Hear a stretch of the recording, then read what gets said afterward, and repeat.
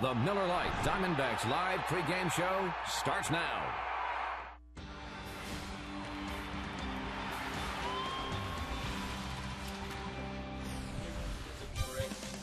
Lake Havasu in the great state of Arizona. Fox Sports Arizona presents Game 3 of this series, and we do so getting you set with Miller Lite Diamondbacks Live. It's the Philadelphia Phillies talking again about the possibility of sweeping 3 games. The Phillies came to town, and the only thing that was talked about when the Phillies hit Arizona was pitching. Pitching and more pitching, and deservedly so.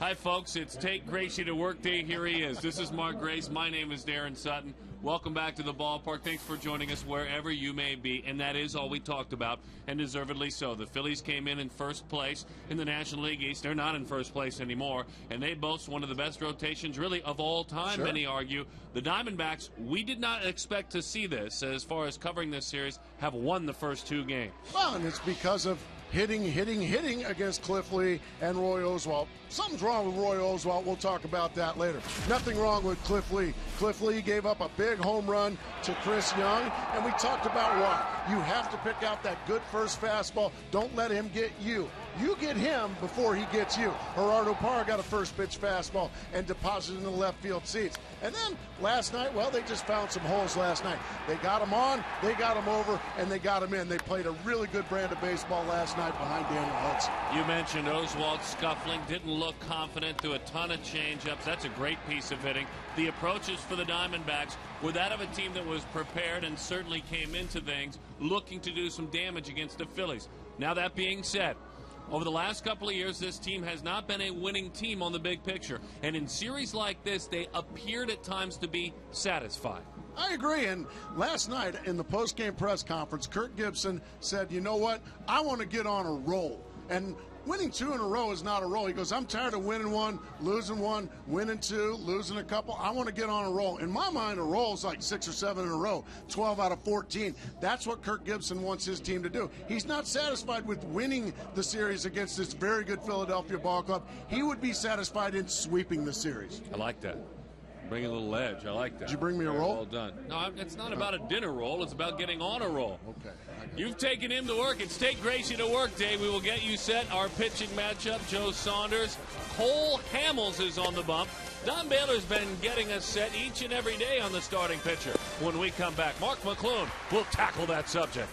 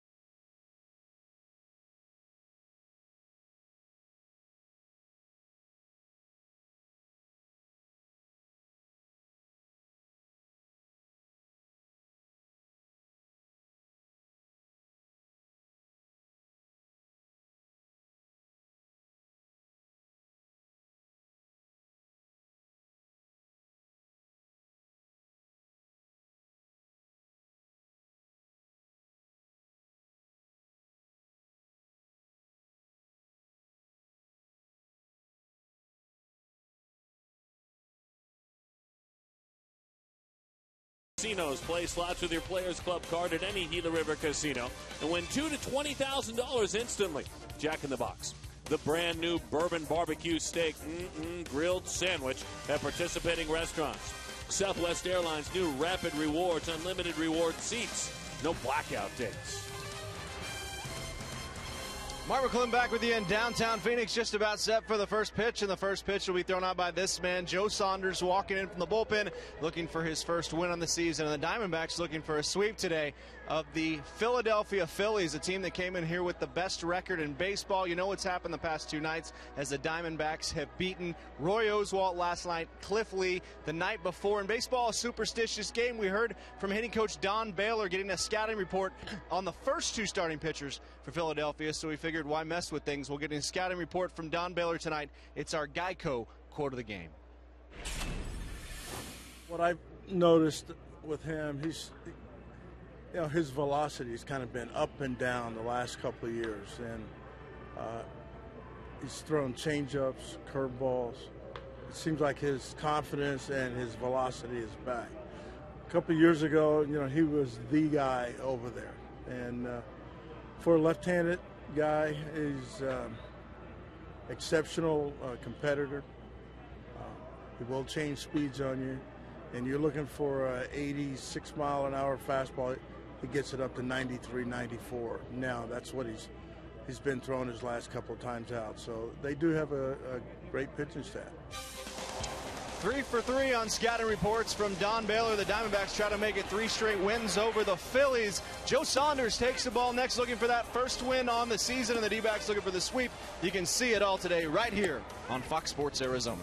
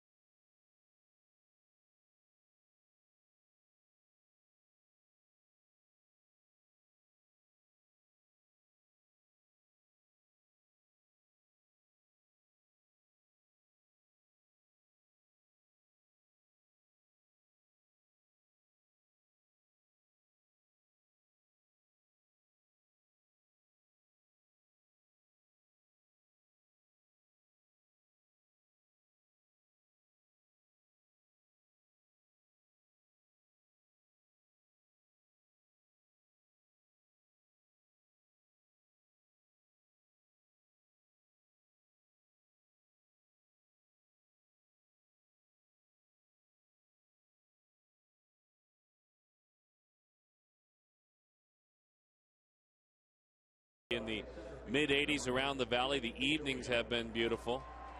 The sunshine is meant to be enjoyed. That's why we live here. That's why we love it, and glad to have you joining us from wherever you may be. You may take a break and step outside. Joe Saunders against Shane Victorino. We're underway as the Diamondbacks seek an improbable 3-game sweep of the Philadelphia Phillies. Our Arizona Ford dealers present the starting lineup. 2 good and 2 not so good for Saunders with regard to starts as he pours it in there. Had good command of his stuff last time against the New York Mets. Had a good breaking ball, and it set up his fastball as well. Pitched very effectively in the cool weather at Citi Field in New York. Back to the screen it goes. 1-2 the count on Shane Victorino. Pitched very effectively in the cool weather at Wrigley Field a couple of starts before that. His 2 starts where he has struggled have been in this ballpark here at home. Breaking ball, Victorino's on it. Base hit into left field for Victorino, and so Shane will raise that batting average up from the 283 where it stands. Let's take a look at the entire starting lineup for the Philadelphia Phillies.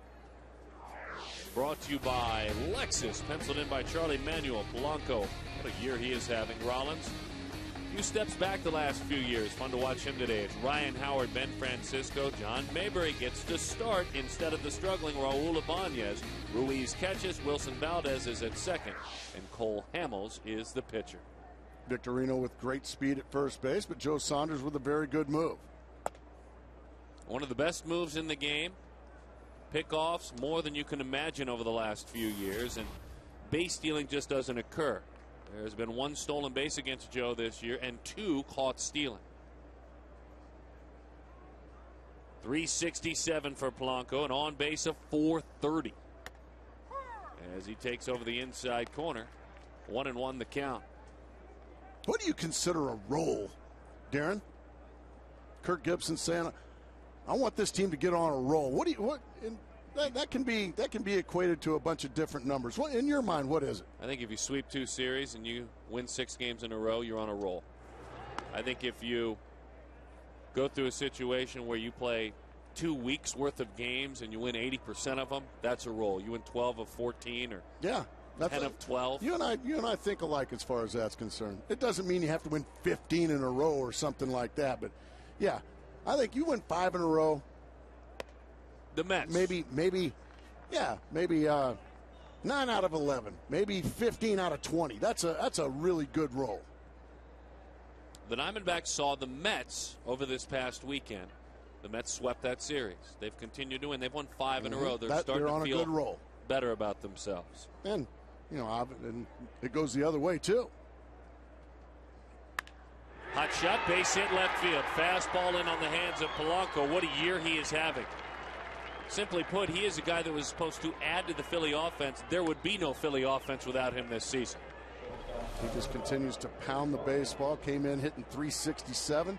Little cut fastball in. He just didn't get it in, and it got whacked. Now Joe Saunders is going to have to do some fancy dancing here to get back in the dugout unscathed. He battles Jimmy Rollins at 264 without a long ball. Well, it is a beautiful day at the ballpark. Some good seats down below with some good looking snacks. They're looking for a bunt. Melvin Moore is way in at third. He's on the cut of a grass. They were running a bunt defense. Are you looking for the bunt? No, not in this situation. Not in the first inning. Jimmy Rollins, your number 3 hitter, is a very good bunter. Former leadoff hitter, but I don't think he's bunting at all. And it's 2-0. Hitters count of 2-0. Speaking of rolls, the last time Arizona had a big, and I mean big, winning streak was back in 2008, and it was 8 games. 8 games in 2008. That's the last time they won that many in a row. Huh? It was in April 4th through the 12th. Remember, they started 20-8 that year. Exactly. And then the fun ended after that month. In 2009, Arizona's longest winning streak, 5 games. They did that 3 times. And last season, their longest winning streak, 4 games. So that falls shy of a roll based on your definition. I agree. So really, they never got, well, it's obvious. They were 32 games under 500 last year. Not going to be many rolls. Hot shot, down the line it goes. Big trouble at Chase Field for Joe Saunders and the Diamondbacks. Speaking of rolls, the man who goes by the nickname of J-Roll rolls into second base with a double and an RBI for Rollins, just his 3rd run batted in this year. And Philly strikes first. And right now, Joe Saunders getting hit very hard. This is a changeup. Just stays right in the middle of the plate. No chance for Melvin Mora. 3 batters. 3 bolts off the bats of these Philadelphia Phillies, and Joe Saunders. Kind of the on again, off again Joe Saunders, struggling here in the first. I mean, you talk about Rollins and extra base hits. His slugging percentage coming into this game, .308. Right now, this is a 4 batters in. This is a turning point in the ball game right here.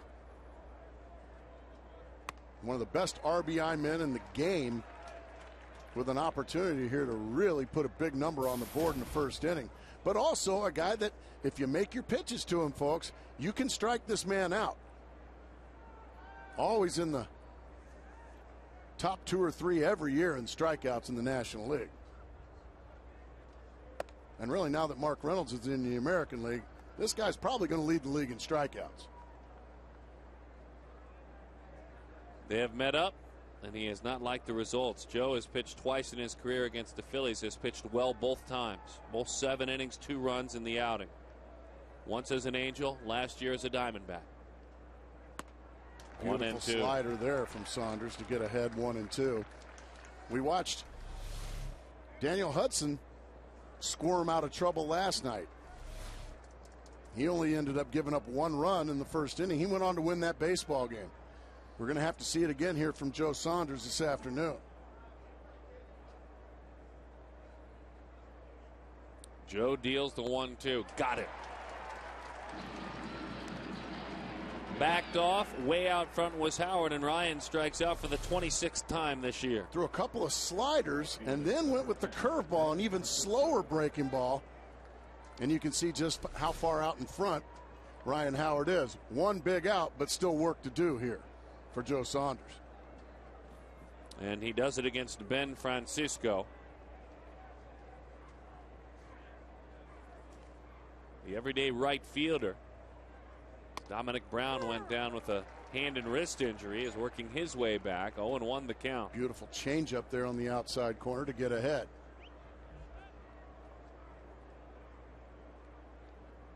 .262. He's the same hitter statistically against lefties and righties this year.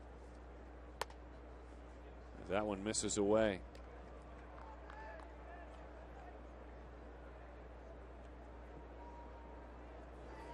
Now some folks, they've brought the brooms to the yard. Oh, that's our boy OC. 1-1, hot shot, look out down there. Nice effort out there by our Gold Glover down the left field line. Let's find out just who that Gold Glover is. That is Ron Pennington down the left field line with the effort. Just outside his reach there. And down the right field line, we've got Edward Greer doing a great job as always. Quality breaking ball, laying off of that pitch down and away was Francisco. Manning the foul line's doing a great job. He's at 2 strikes. Mabry is on deck, who's in place of Ibanez. Change up. Back to the screen it goes. We'll do it again, 2-2. Pretty good placement for that changeup on the outside corner, but Francisco was able to spoil it. And here we go again. Once again, another turning point in this ball game.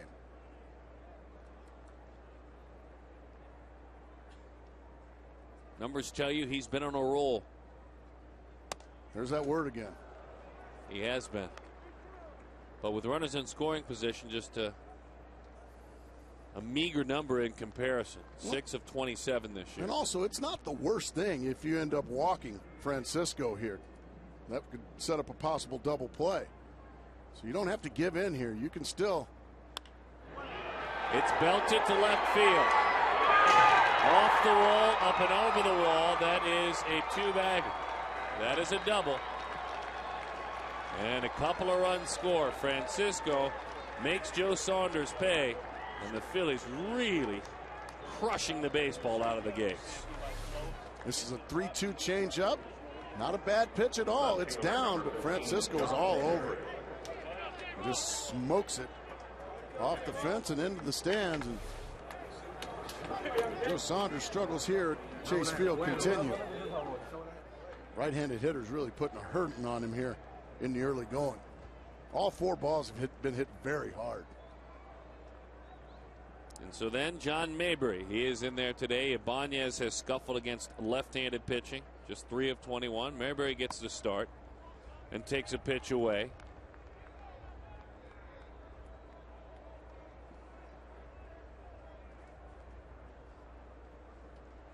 Despite Ibanez having fine career numbers against Saunders in his career, he is just struggling, simply put.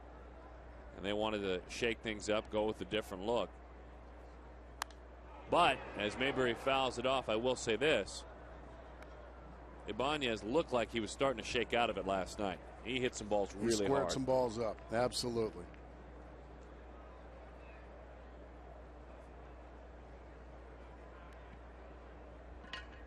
But he'll get one of the best seats in the house. He's had a great career, Raul Ibanez. Had a very quiet April last year and then had a huge season overall. Curveball is high, 2-1 the count. Again, Joe last time out in Citi Field. I always find myself wanting to say Shea still, but in Citi Field, went 6 innings, gave up just 2 hits, 1 run. Bullpen couldn't hold it. Eventually was a no decision and a 4-1 loss. Pitched very well.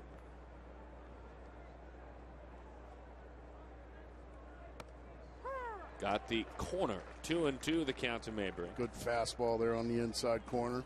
And that one froze Mayberry. I try to come right back there with that one if you can.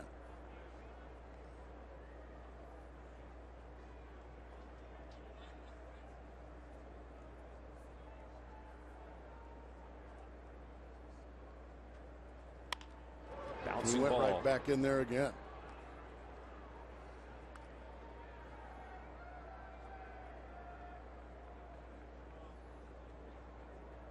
Mayberry played his college baseball at Stanford.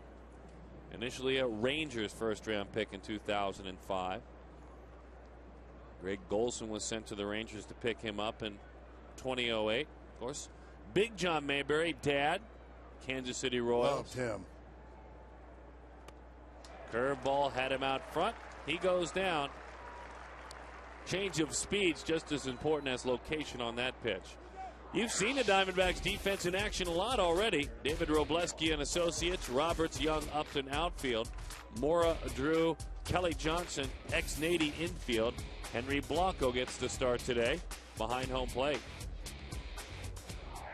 Roberts earning the right to play, and fortunate he's versatile. Melvin Mora feeling better and ready to go at third. Foot been bothering him. 1-0 the count. And I was mistaken. I said that was Ron Pennington. That is not Ron Pennington. That's our buddy Fred Schmidt. Oh, okay. Down the left field line. So I apologize, Fred. Schmidt. I will never get you confused with anybody else again. Friends like to call him Schmidt. I'm sure they do. 1-1 the count. Ruiz had yesterday off. The young backstop, not so young anymore, drives that one to the left field. Over to make the play is Ryan Roberts. The Phillies are 8-0 in day games so far this year. They look like that again today. Why.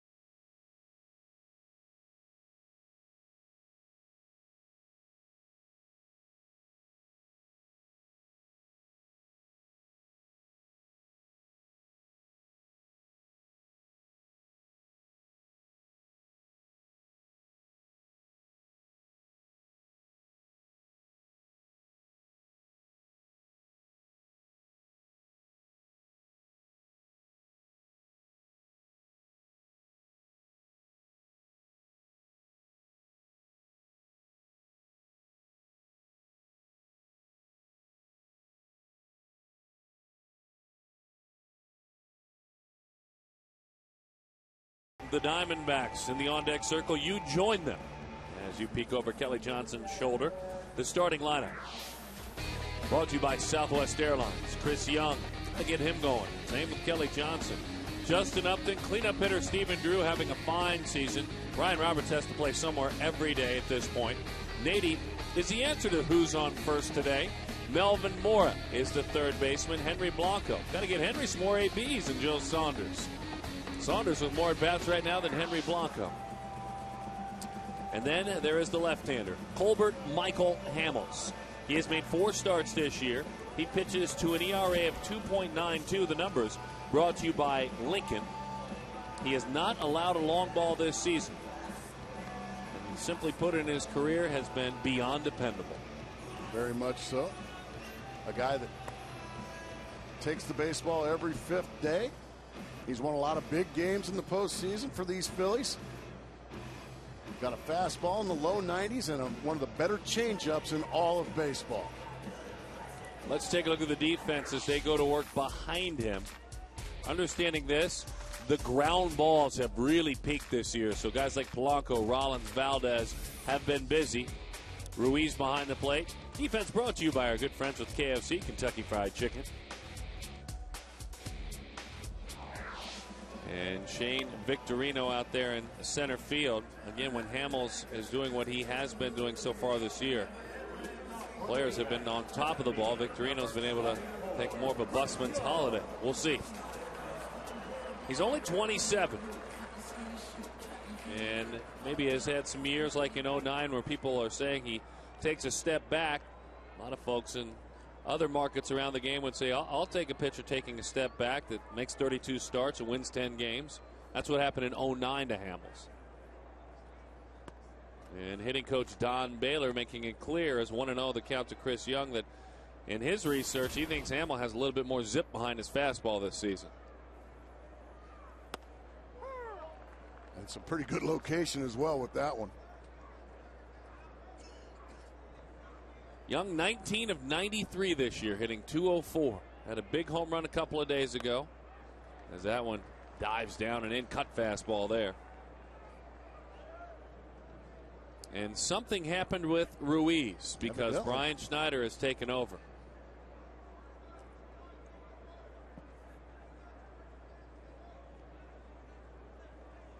That's bad news for the Philadelphia Phillies. Ruiz very dependable. He is their frontline catcher. Schneider their backup. Let's hope he's okay. Remember, too, as Young pops that one up, racing over to make the play has been Valdez, that Roy Oswalt has left the Philadelphia Phillies for personal matters as well. Physically looked like he was a bit ailing. His back has been bothering him a couple of starts ago, but Oswalt, not a medically related reason, has left the club. Phillies released a statement saying they hope that Roy is able to make his next start. So some tough times right now, and that's why I think for their psyche this 3-0 jump out was important. Now you have a catcher go down. Well, it's always nice for a 3-0 jump out. Never a bad time for that, even when you're perfectly healthy.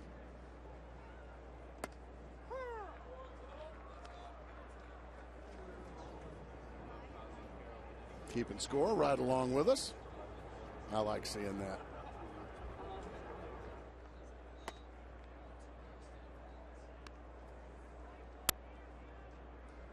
Kelly Johnson has Cole Hamels in his book.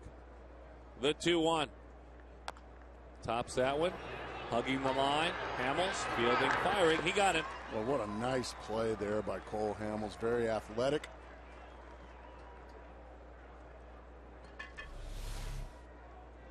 Dribbler right down the first baseline. Watch Hamels stay under control, clear himself, and make a perfect throw to first base. Very well done. A lot of times pitchers tend to panic in that situation.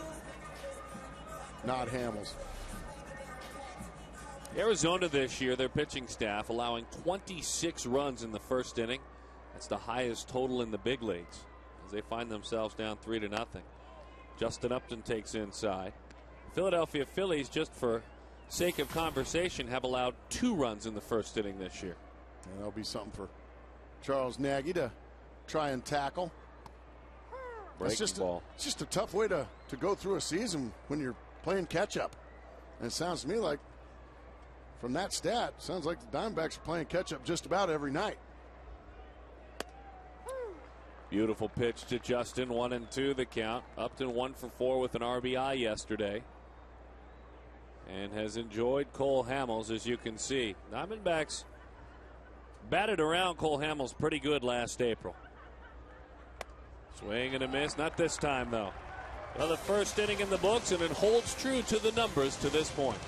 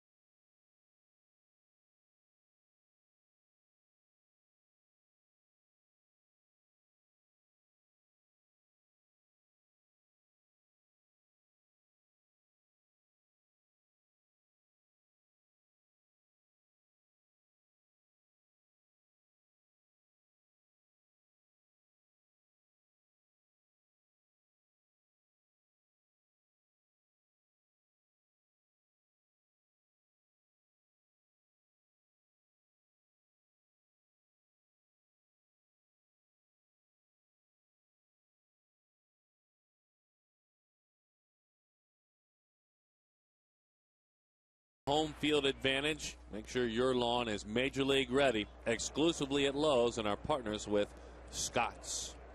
The Diamondbacks down 3-0 to the Philadelphia Phillies. And hope is that they hit like they have hit at home this year. 6 runs a game.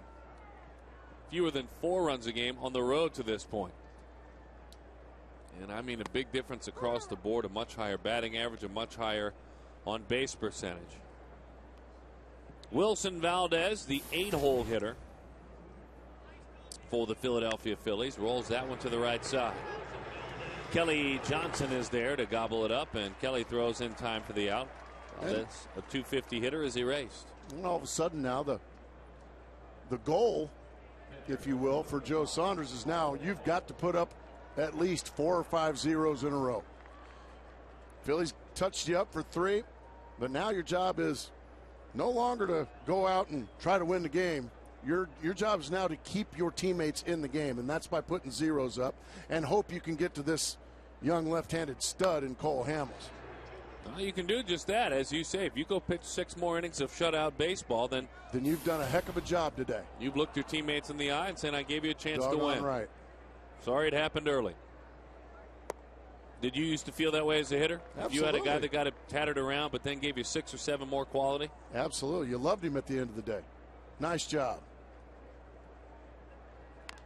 Hamels rolls that one foul. No balls and 2 strikes to count. Hamels 2 of 7 this year with a couple of strikeouts. 163 career hitter. That'll do it for Hamels.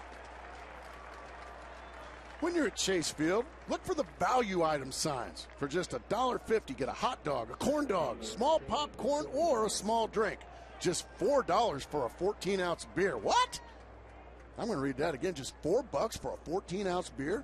Visit dbacks.com/value or call 602-462-4784. You don't find that anywhere, folks. Anywhere. Lowest price in baseball. And a $1.50 hot dog to boot. 1-0 the count to Shane Victorino. Love the value items. It's a quality read as you at home and stunned. You in your office. You have brought Gracie to work today, and he is sharing some wisdom with you. 2-0 the count to Victorino on a changeup that misses outside. 29-year-old Virginia-born left-hander Saunders fires outside. 3-0 the count.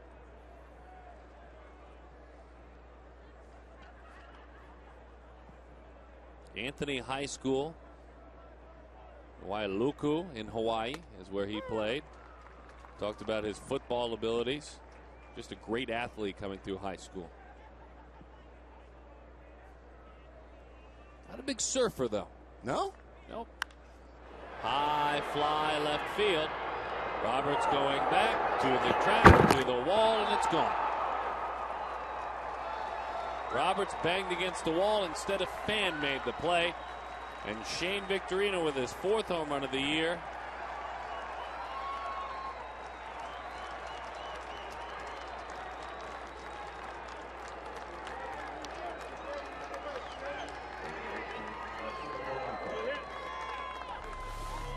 Oh, 3-1 fastball right down Broadway, and Victorino gets just enough of it for that rascal with the afro to make the play. Well, after 2 easy quick outs, Joe Saunders falls behind Shane Victorino. That's his 4th home run of the year. And that's a big blow right there. Breaking ball is high to Polanco. 1-1 the count. Again for Victorino, home run number 4, RBI number 12, and he has scored 18 times this season. 2-1 the count.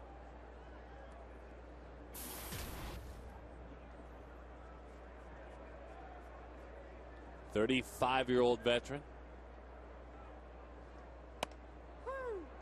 35, is that all? He seems like he's a million. Does he now? 34 hits. He had a 200-hit season a few years back. Oh, this man can hit flat out. Starlin Castro's coming to town with the Cubs this weekend, and Andre Ethier extended his hitting streak to 24 games today. Buried the fastball in. Drew's got a long way to go. Young cannot hold on. Ends up on that green grass. And so Polanco has 2 more hits today.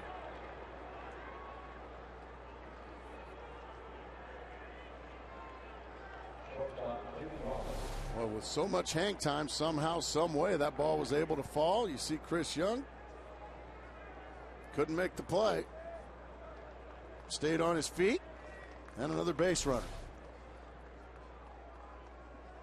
Robertson backing up the play right away, anticipating that he may have a shot at it as well, so he ended up in the right place at the right time.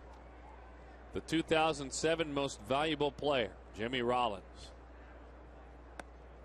takes the pitch that runs in. 1-0 the count for the Phillies. 4 runs, 6 hits, and no errors, and nothing for the Diamondbacks in the first inning.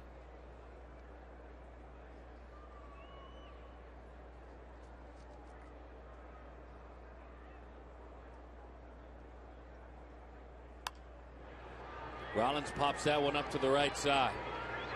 Sliding play is made. Hauled in by Nady. Rollins didn't even make it halfway to first.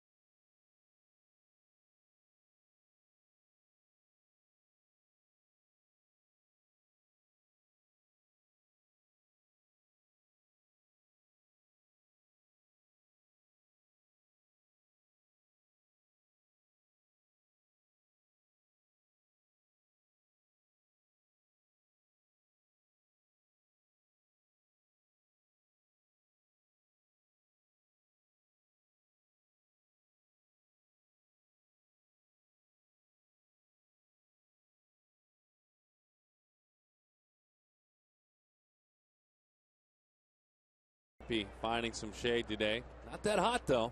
No, it's perfect outside. Is that everyone will be just fine. A good foot outside or so. Called a strike. 0-1 the count to Stephen Drew. Oh, yeah, this is fabulous weather to sit outside and watch a ball game. Breaking ball, misses low. Phillies have put 4 runs on the scoreboard already. They lead it by a score of 4-0. In their last 15 games, they have averaged 2.9 runs per game.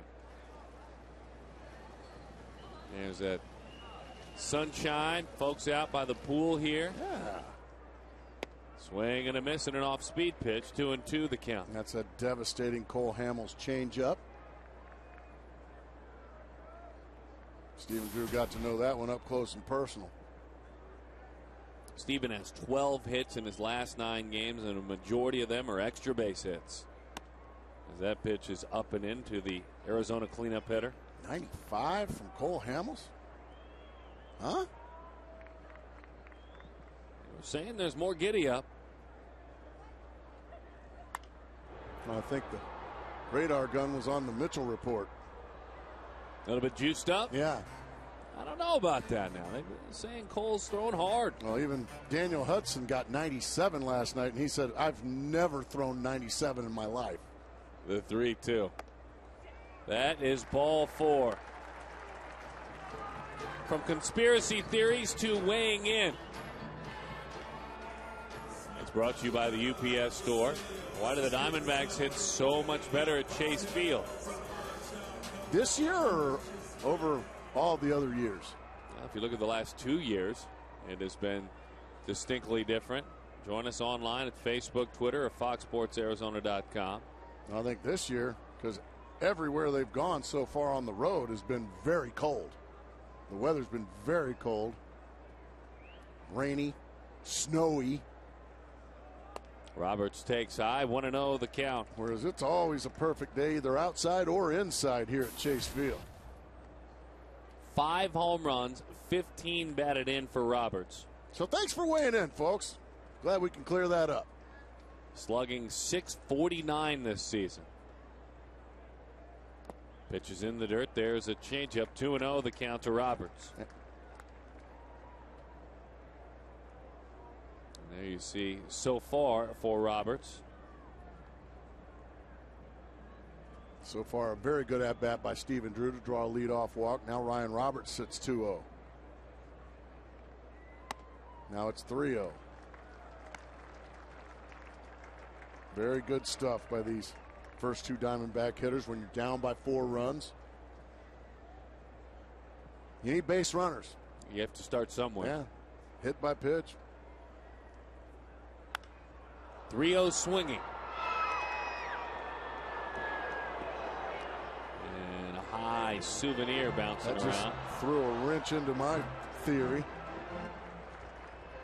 Never thought I'd see the day down 4-0 you'd get a 3-0 green light.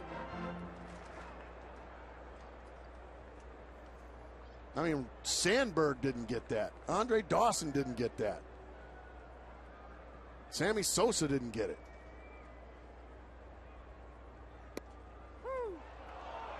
And now you're at 3-2.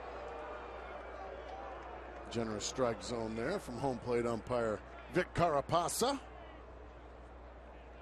Looked a little bit down. Ryan Roberts at least thought it was.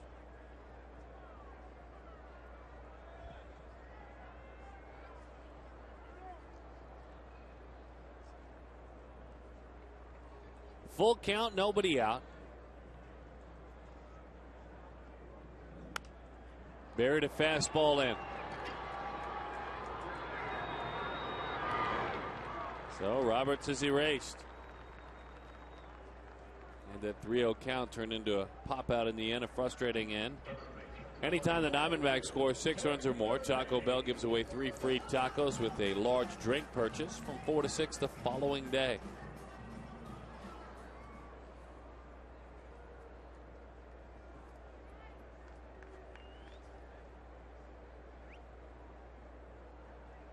Nady 7 of 25 and has always hit the Phillies well. Change up, 0-1 the count, Nady.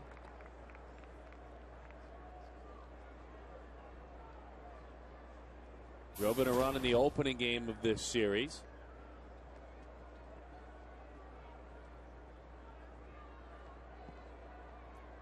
With Melvin Mora waiting on deck.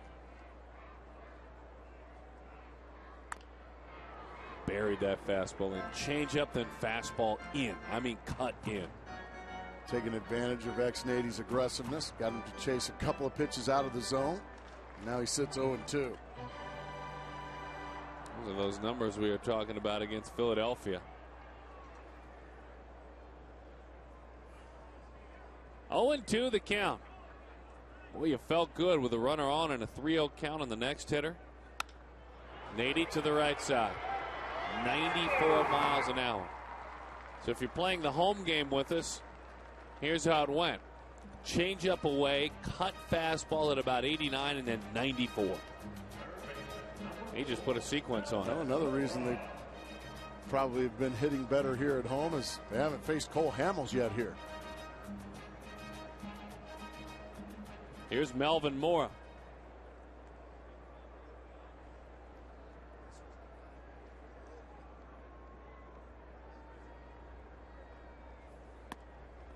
One and 0 the count to Mora. 9 of 33 this year. Has missed a couple of games with a foot injury. That has cost him a chance for regular playing time.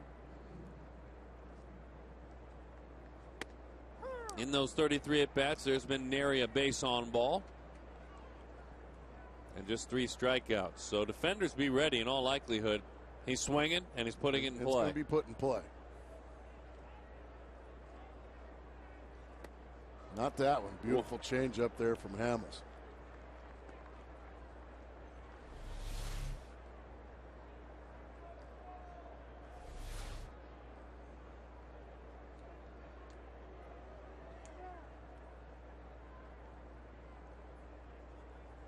Turned 39 years old on February the 7th. As we peek in from the swimming pool, Mora protects and lifts it up into the seats. Chicago Cubs come to town. When this game comes to an end, they will be heading on in for a 4-game series. Casey Coleman, who would have started today, has moved to Sunday. Otherwise, it's Dempster, Zambrano, and Garza. That's a fair ball. Melvin Mora picked on a pitch in. Drew's hustling on around. Come on down, says Glenn Sherlock. Let's push the envelope. They do.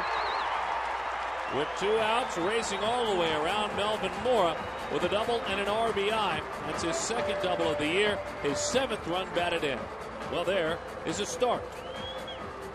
First hit of the game, and it's a big one from Melvin Mora. Hadn't gotten a whole lot of action with the emergence of Ryan Roberts, but he smashes one down the third base line, and it gets stuck in the corner on John Mayberry. He has to go dig it out. And because of that, that allows Stephen Drew to get an extra 4 or 5 steps and come around and score. So big hit there from Melvin Mora and a bit of a break down the left field line. That ball getting stuck in the fence area. Great job there and a great read by Glenn Sherlock. Wheeling Stephen Drew all the way. Changeup misses outside to Henry Blanco. He has just 7 at-bats this year. He is nothing of 7 with a walk and 3 strikeouts.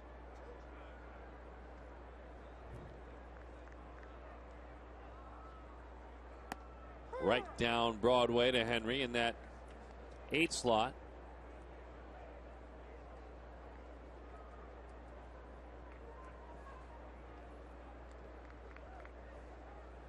Henry also 39 years young, a native of Venezuela. Waves over a changeup, 1 and 2 the count. Yeah, that's that nasty, wonderful changeup that Cole Hamels has. Gotta be so hard as an older player with 7 at bats, and it's almost May to have any sort of rhythm. Well, Miguel Montero got out of the block so well, and he's still plenty young. He doesn't need a day off, doesn't want a day off. That's strike 3 to Blanco. He goes down. The Diamondbacks do get a run. Melvin Mora with a double. 4-1 the score here at Chase.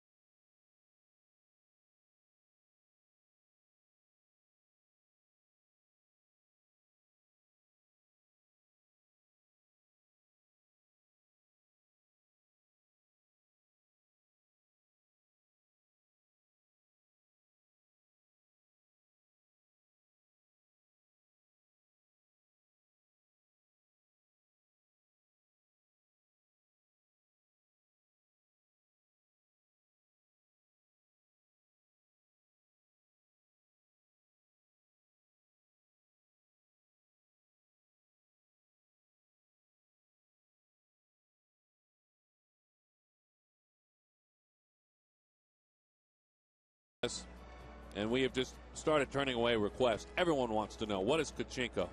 Well, Gila River Casinos brings it to you. You can find out, learn how to play right here at Chase Field. You go to the interactive kiosk. It's right near Section 111 during regular season home games. There's nothing better.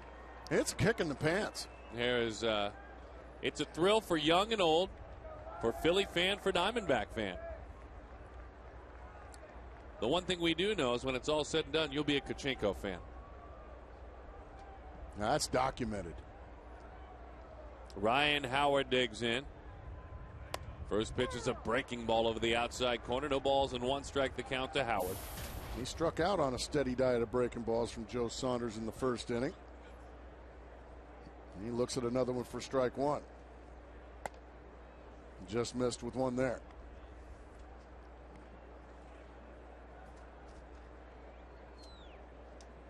Phillies with an outburst in the first, scoring 3. As that one is down and in. 1-2 the count, a sinking fastball. Howard began his career with the Phillies in 2001. Went to Southwest Missouri State, was a 5th round pick.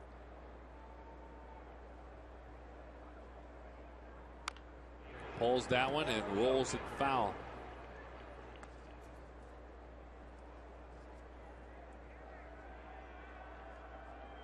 Since 2006 in the game of baseball, no one has more home runs, no one has more RBIs. And he has lived in the top 5 in the MVP voting his whole career.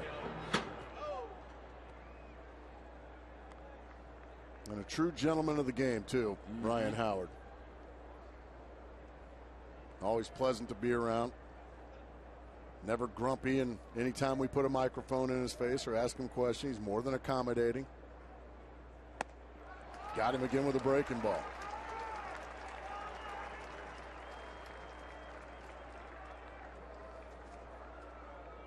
Get a Racing Gracie for your very own, folks. The D-backs Legends Race Gracie. Me will be the first bobblehead giveaway this season. Pick up me, courtesy of Hinkle, on Thursday. That's tomorrow before the D-backs Cubs game.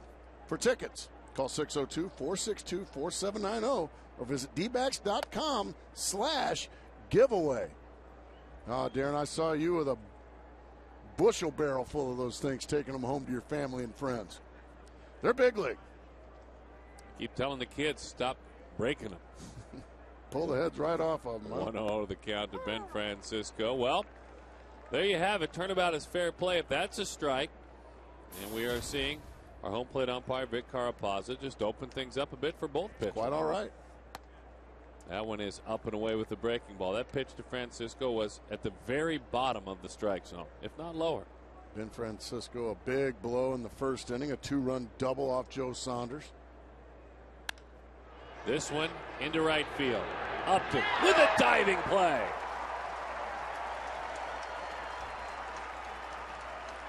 Nice play, Justin Upton. Starting to see a few more of those out of Justin. Just out of nowhere, closing speed and the dive and the snare. Nicely done. Right now, if you're Joe Saunders, any outs are good outs.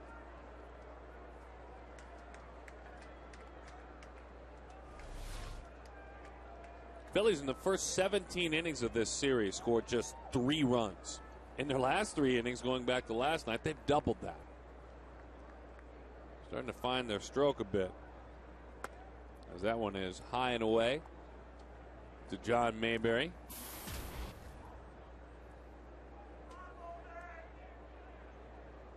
All right. What's going on? I'm about ready to get things going here. Yeah, you're wanting that sweep. You want to get on a roll. I am. You were talking about it. You know, I hadn't really crossed my mind, and then you brought it up. Expectations. Mentioning what Kirk Gibson said last night after the ball game. That's one nice win. Yeah. Well, Kirk Gibson, he holds these guys accountable. It's out his laced foul. Huh? The new GM, Kevin Towers, he allows Kirk Gibson to hold these guys accountable. Hadn't always been the case around here lately. It's the case now. Yes.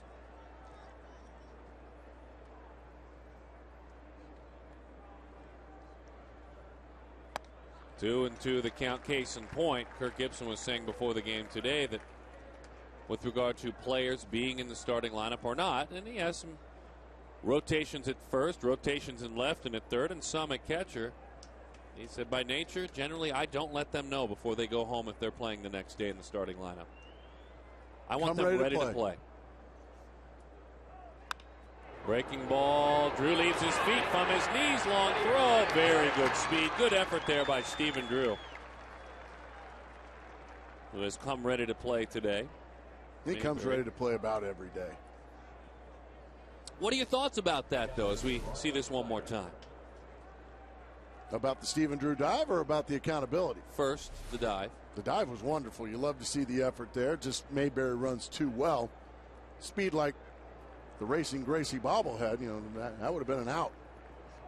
It just seems like of late the new age player and the new age manager we hear a lot. Oh, he always lets me know the day before I go home if I'm going to be in the starting lineup. Always make sure that I know. We have heard that on many teams over the last few years. Come to the ballpark assuming you're in the starting lineup. Every day. I don't care if it's Henry Blanco. Come in assuming you're in the starting lineup that day.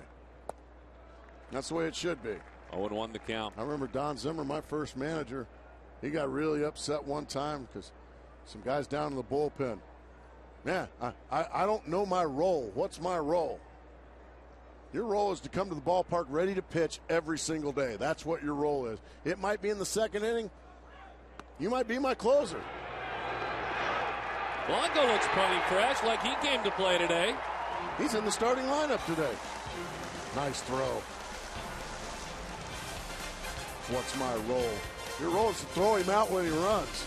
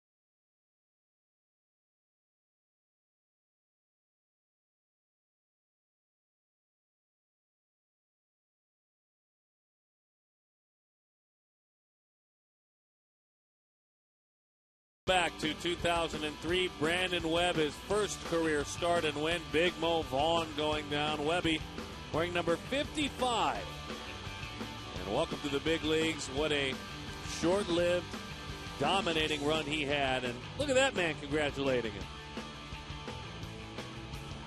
Part of a doubleheader. He was then sent down between games. And Randy Johnson, so they could activate Randy Johnson. And Randy Johnson went and mowed down the Mets in the nightcap of that doubleheader. Ouch. Right off your foot. 1-1 the count. Webb is still not healthy and not active with the Texas Rangers. What are we hearing on Brandon? Is he throwing? Playing flat ground catch? Testing it, and has had setback after setback, and is in a similar spot as he was as a Diamondback, unfortunately. That's you hate to say it. You hope you're wrong, but probably never going to see Brandon Webb the same ever again. I hope I'm wrong. We all do. This week on Fox Saturday Baseball, Albert Pujols leads the Cardinals into Atlanta to take on the Braves. Gracie will be the analyst of that game. Fox Saturday Baseball at a special time of 9:30 a.m. It begins this week with This Week in Baseball.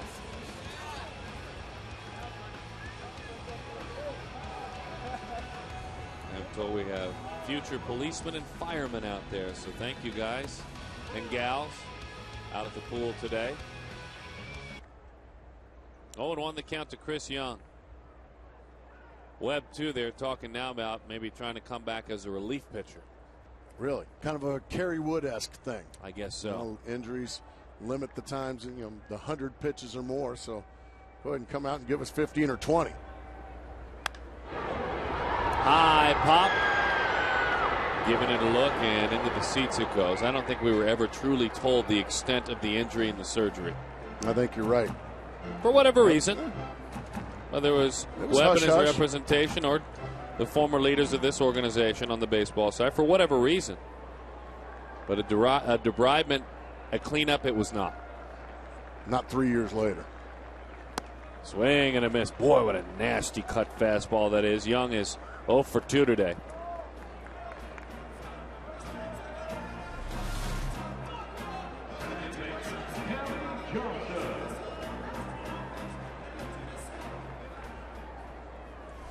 Here's Kelly Johnson.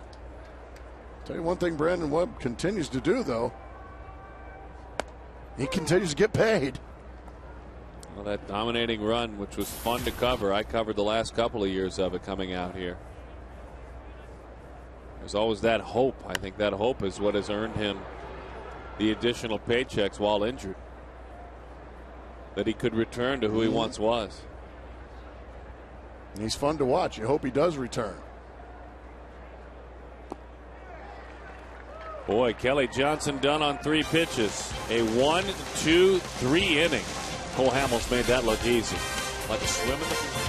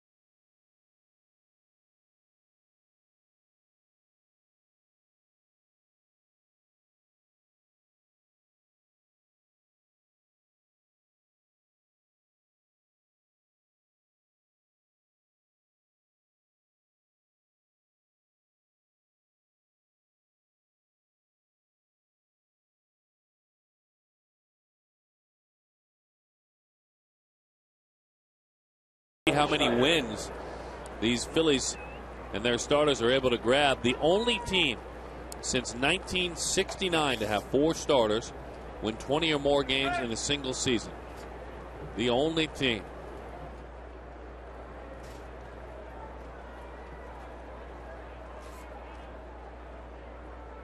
Schneider came on. We still have not received word as to why Ruiz left the ball game. Carlos Ruiz was the starting catcher for the Philadelphia Phillies.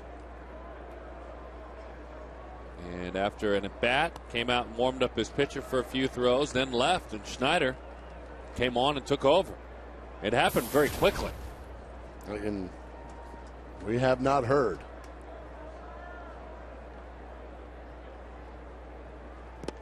But we also didn't know about J.J. Putz last night either. Well, now we do. He's Once the proud again, papa. Congratulations to JJ and his lovely wife. The 1-2 over the outside corner. That's strike 3. A little bit more on another member of the Philadelphia Phillies that we have some questions about, Roy Oswalt. Let's bring Mark McClune in. Mark? Yeah, didn't get much word last night about him either, and some speculation by the Philadelphia media that some back spasms might have caused him to just go 3 innings last night. But the Phillies put out a statement today. Ruben Amaro, the GM, said that Oswalt left the club for personal reasons. There have been tornadoes near his house in Mississippi. He went home to take care of his family, take care of his house. It was about a year ago that his parents lost their house to a tornado. That story's up right now on FoxSportsArizona.com. Thank you, Mark. Wilson Valdez bunts it right back to the mound, makes things easy for Joe Saunders. Well, I will tell you this, that while the members of the media and a couple of us broadcasters were meeting with Charlie Manuel during his managerial session yesterday, Roy Oswalt was on the far end of the bench on the telephone the entire time, as if speaking to friends or someone at home, and was later to pitch in that game and not look himself. And it didn't look like he was on the phone having anything checked with his back. I know his back was bothering him 2 starts ago. Yeah, he was just coming off. He's a drop and drive pitcher. And you got a bad back.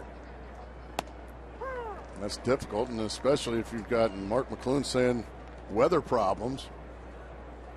Well, the whole South is just getting smoked by tornadoes, and it's just awful. You know, my mother lives in Arkansas, and she's been in the storm cellar for about the last 3 weeks. Wow. How about Joe Saunders piecing it together, dominating right there. He has faced the minimum for the last couple of innings.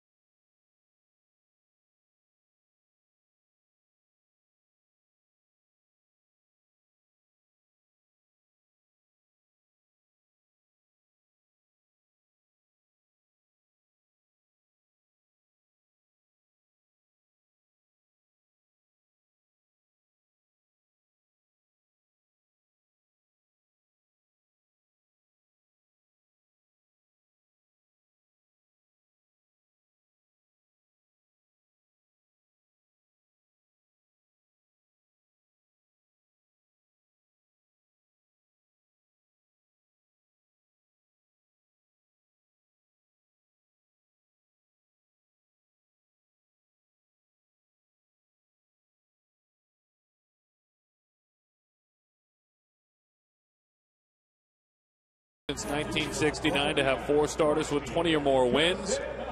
Those devastating 1971 Baltimore Orioles, Cuellar and McNally and Pat Dobson and Jim Palmer. It'll never happen again. 4 20-game winners. It's too hard to win 20 games. The games are pieced. Those guys pitch deeper in games. They earn decisions. Also, that's back when it was 4-man rotations. Mm-hmm. It's the 5-man rotation now that's going to keep that from ever happening again. Did your dad ever pitch in a 3-man rotation, Darren? I don't think he pitched in a 3-man rotation. Koufax, Drysdale, Osteen, Sutton. Is that what it was? The 4-man. Oh, that must not have been much fun to roll into L.A. for those 4. Golly. People forget just how great Claude Osteen was.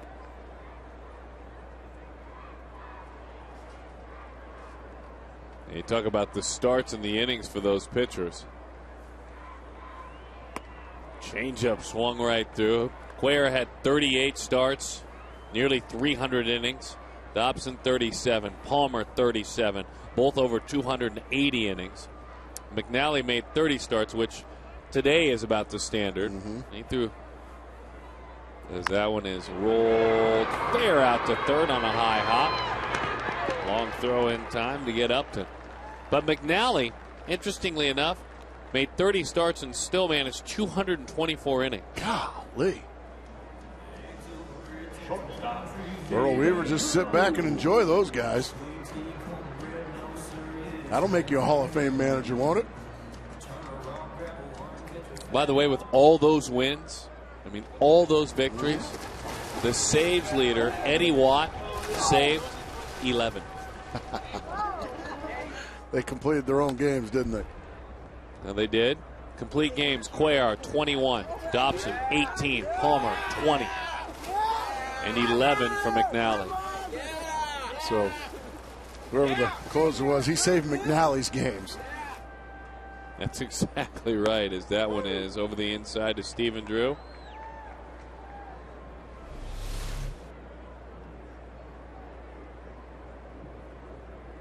Looks like fun out there at the pool. Breaking ball is high and away. By the way, lower back tightness for Ruiz. That's why he came out of the game. Backs and catchers, that's not good. It's never a good combination. Into the dirt it goes. Tell you what, have you been watching what Jared Weaver of the Angels is doing this year? He might win 35 if he's not careful. 6-0. By the way, it's still April, isn't it? Dan Herron's not far behind either. He just doesn't have the wins. He's got, what, 4 wins? 4.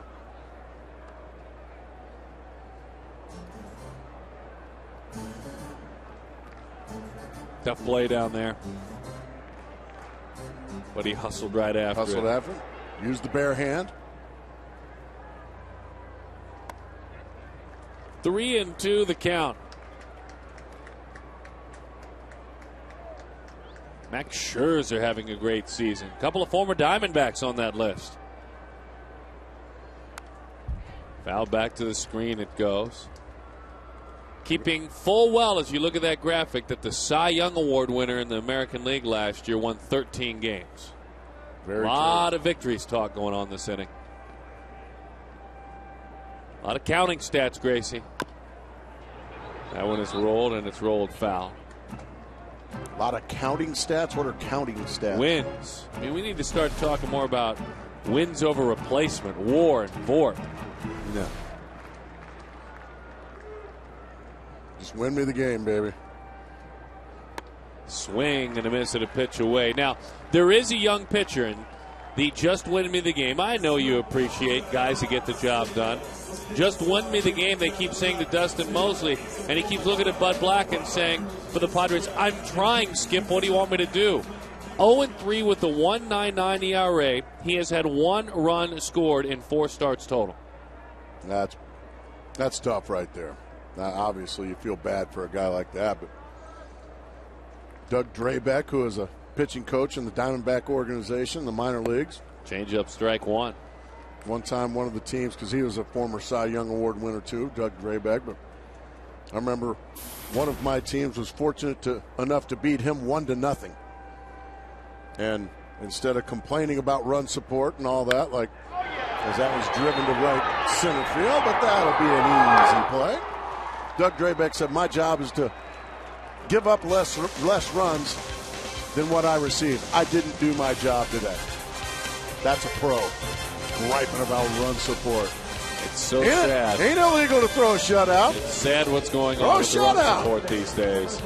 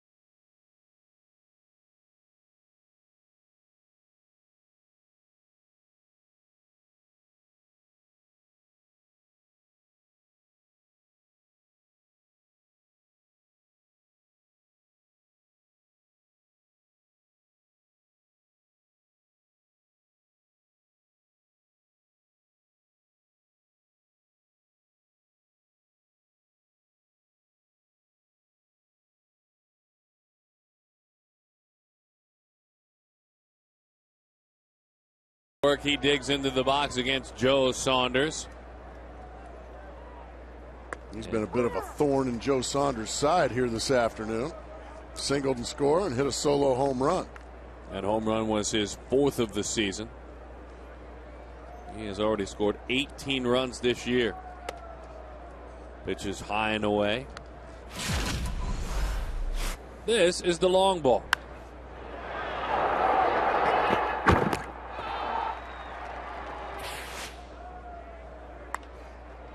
Had him way out front of that one. Did all he could to stay back. Count as a ball and 2 strikes on Victorino, who was a Gold Glover. Has won Gold Gloves the last 3 years in the big leagues. Won his first one in 2008.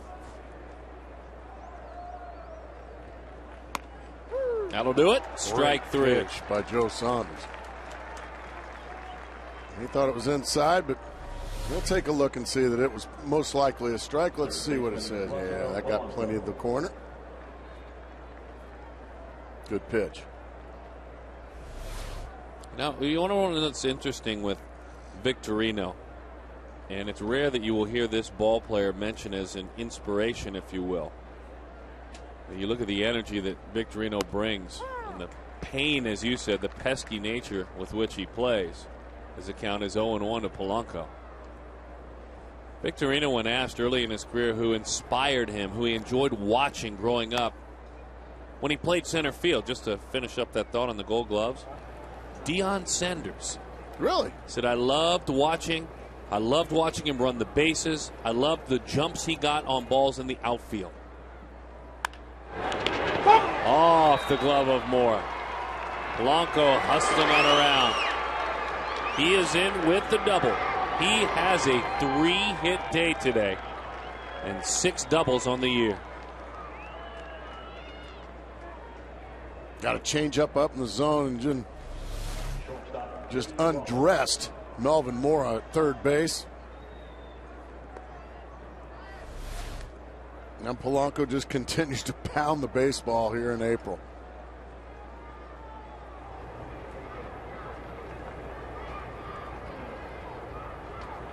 Well, it's time for Jimmy Rollins now. Johnny Bumps, get a home run. Rollins doubled and scored. Drove in a run in the first inning. We were watching him, talking about Oswalt.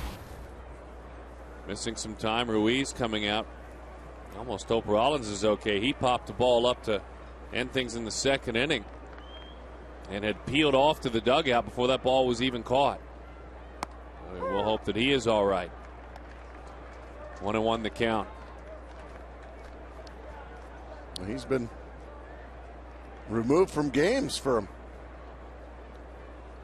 lack of hustle, if you will, in the past by Charlie Manuel. High drive. He can trot on this one. Yeah, you bet. He takes it easy. Jimmy Rollins, his first home run of the year. He came in with a slugging percentage of .308. He has doubled. He has homered. And the Phillies are really putting the wood to Joe Saunders.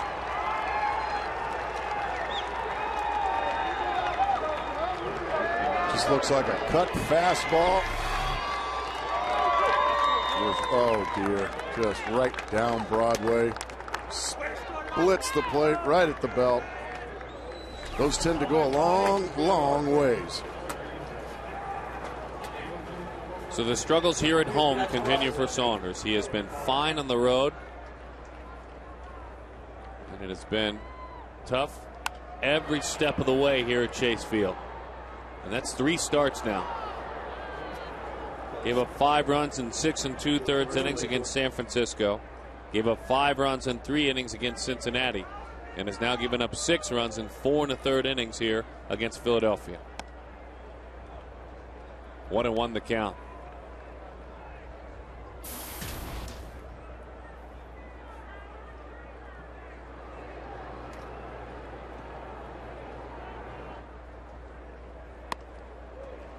One and two. Well, some of the best pitches he's made all season have been to Ryan Howard here this afternoon. Ryan Howard has had zero luck off Joe Saunders. Big shift on defensively. Kelly Johnson makes it easy, playing from the outfield grass. 2 outs in the inning.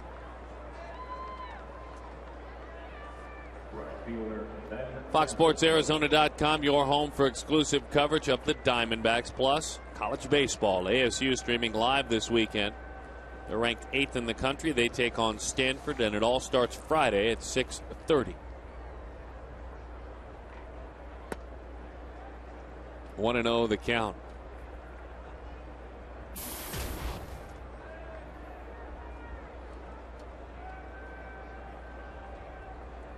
Francisco thought about offering, and he did. Brian Knight said so anyway.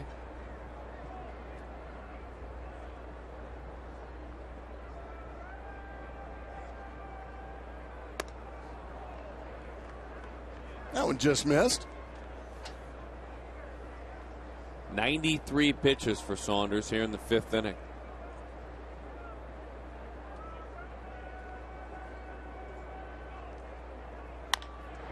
A little topper. Kelly right around the bag. Fielding, firing, and in time for the out.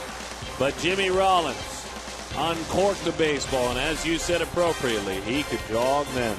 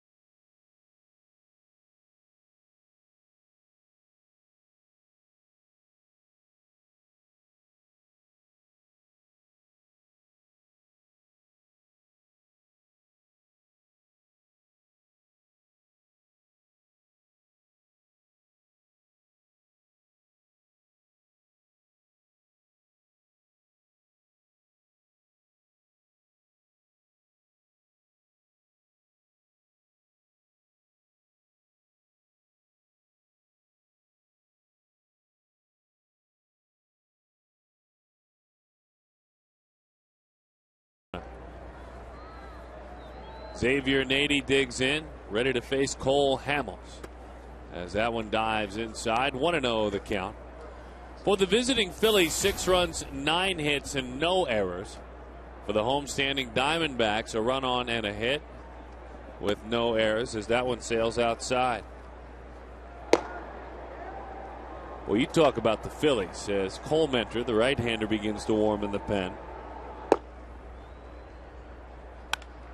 That one into left field. Hangs up very nicely with a mini leap. Mayberry makes the play.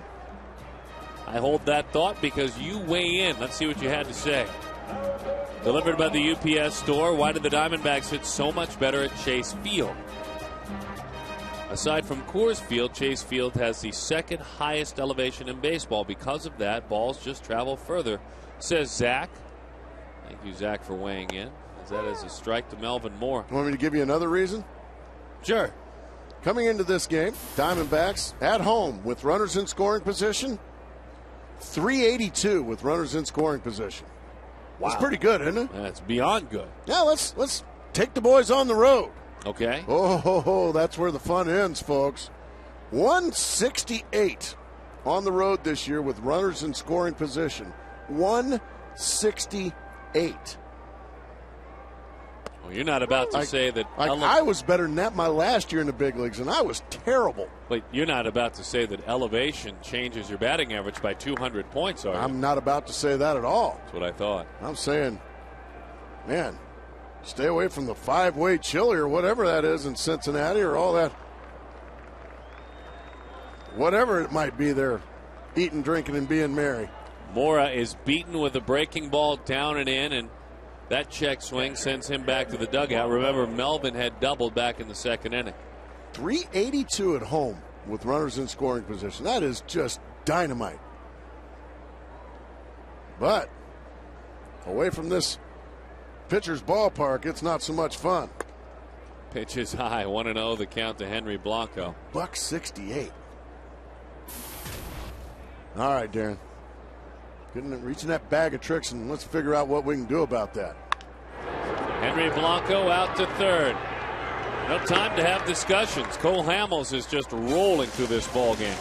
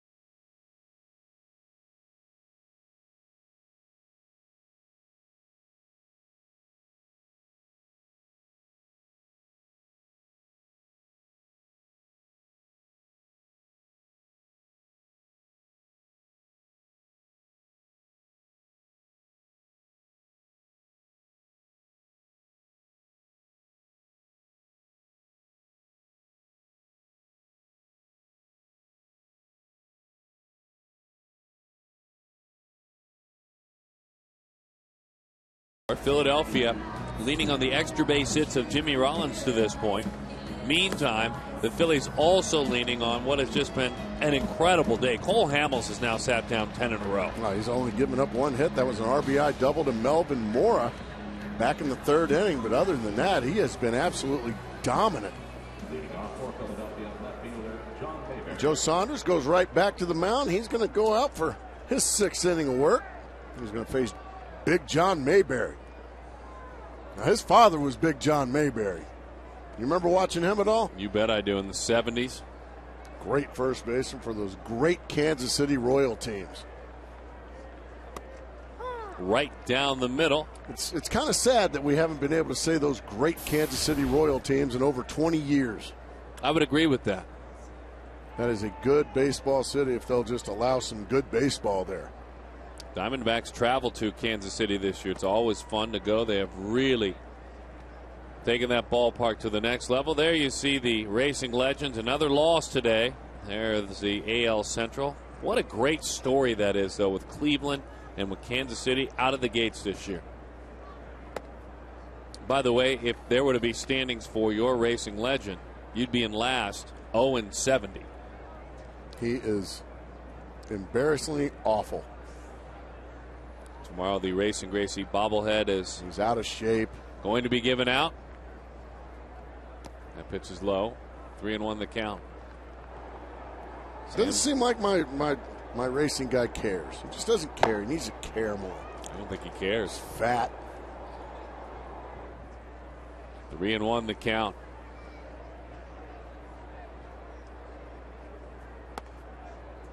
That's high. That's ball 4.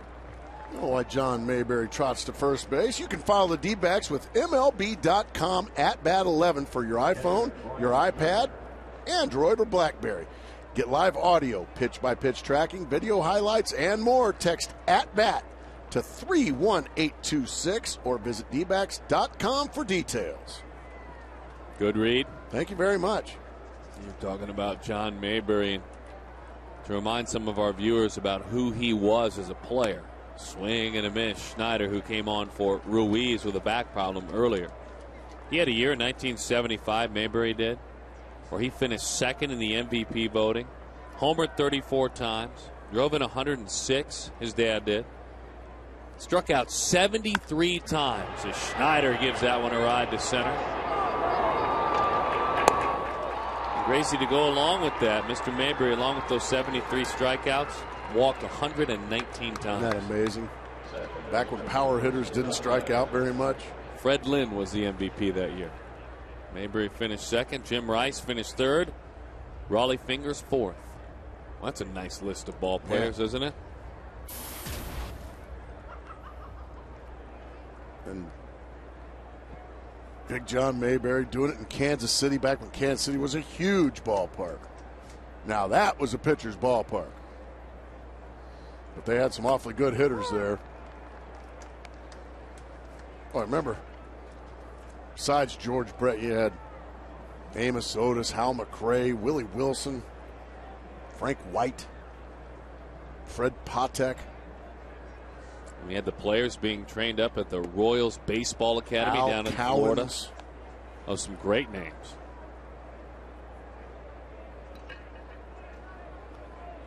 Darrell Porter was the catcher there.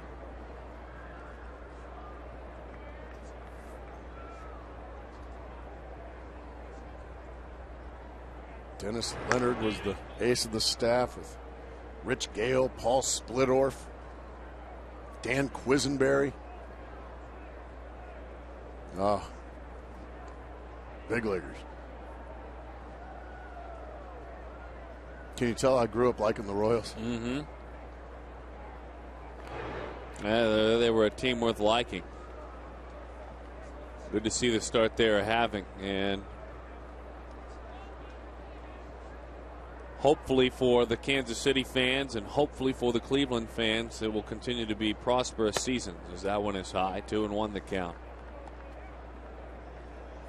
Cleveland Indians come out here and visit. Yeah, Tribe off to a great start. Chance to go back to Detroit. That's another interleague series this year. It's our geographic rival. To the right side, and that is a foul ball off the bat of Wilson Valdez. 6-1 the score. Here in the top half of inning number 6, the Cubs come to town, beginning a 4-game series tomorrow. The Phillies, meantime, enjoy an off day. They will travel home and enjoy an off day, and then they host the New York Mets. Swing and a miss. Valdez goes down on strikes.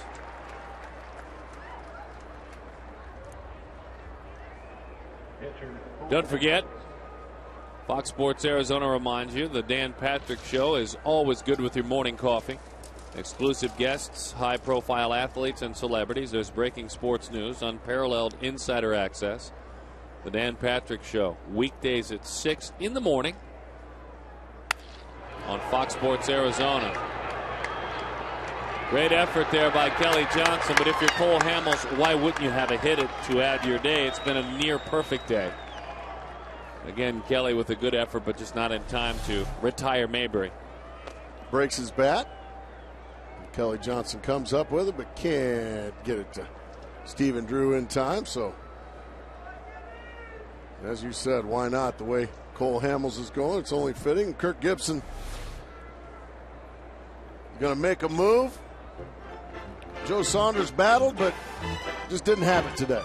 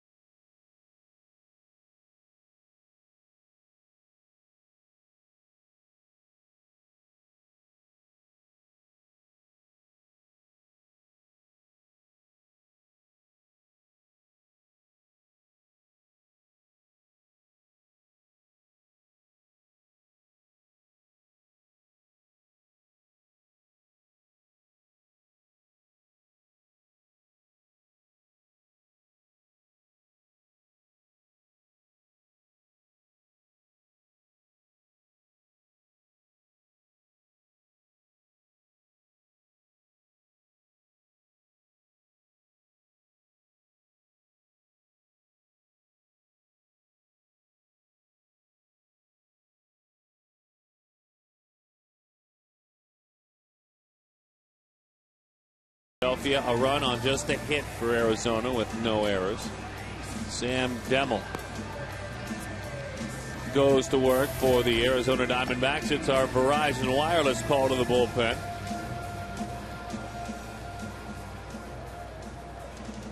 You hope to keep it right here if you're Demmel, just to reserve any hope of any sort of fight back in this game, as great as Cole Hamels has been. Joe Saunders, 5 2/3.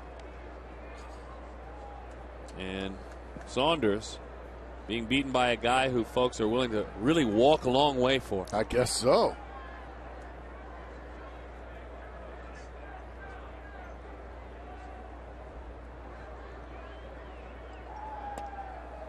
Pitch is inside.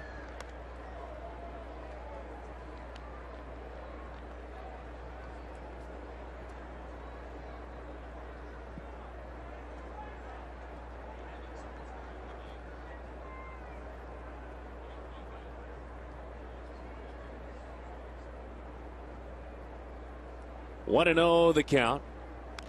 Fouls that one off.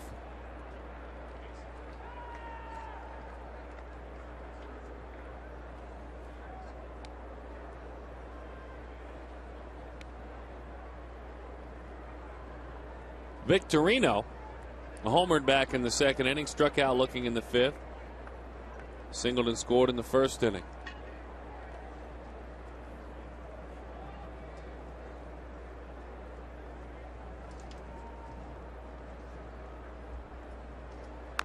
And it's been the top of the order with a ton of damage.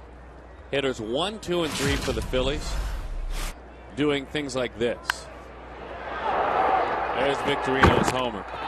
That's one of 2 coming out of that spot in the order. Phillies batters, hitters 1, 2, and 3 are 7 of 9 in this game. Rest of the team 3 for 17. Yeah, Rollins in the 3 hole is doubled and homered. Polanco 3 for 3. Victorino singled and homered. All right. What do you got? Ready to go. Let's clean this thing up. I'm ready for some cactus corn myself. I think. You going to go on down? I'm going to head on down. I'm going to get us some great cactus corn. All right. 2 and 2 the count. Just take care of business here. I'm going to get us some rally cactus corn. A little topper to the right side. Kelly Johnson plays it at his belt. In time for the out. He did clean it up. That's time to get some of that rally corn to get things going. Oh, I love it down there. Best popcorn in the state.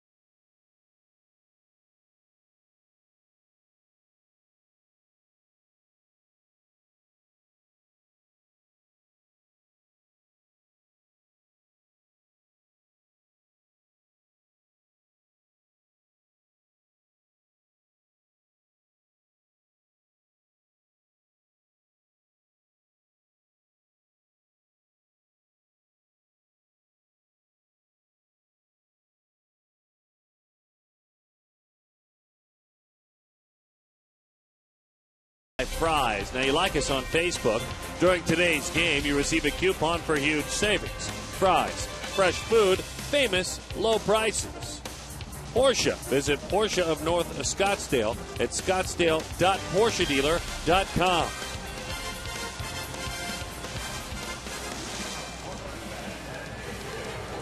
6-1 Philadelphia steamrolling through this ball game today. And looking ahead to the Chicago Cubs with a rain-canceled game today. Coleman has been moved to Sunday. Dempster, Zambrano, Garza, Enright, Galarraga, Kennedy, and Hudson against the Chicago Cubs. Looking forward to that 4-game series. We'll have them all for you, each and every one of them.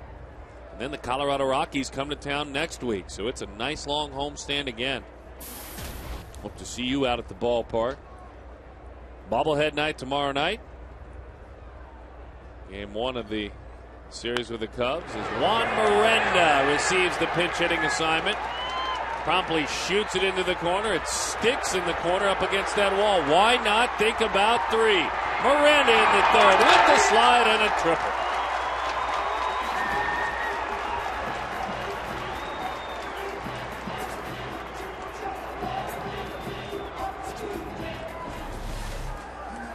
Ripped down the first baseline. Now the checkered flag's out. Off they run. It sticks in the corner. Francisco's got to go in and get it. Look at Juan Miranda. He's flying around those bases like a good first baseman. Easily into third with a leadoff triple. Cole Hamels went to back up that play, but so did John Mayberry. Came all the way in from left field. Chris Young, high fly, left field. Mayberry to the wall. It's gone!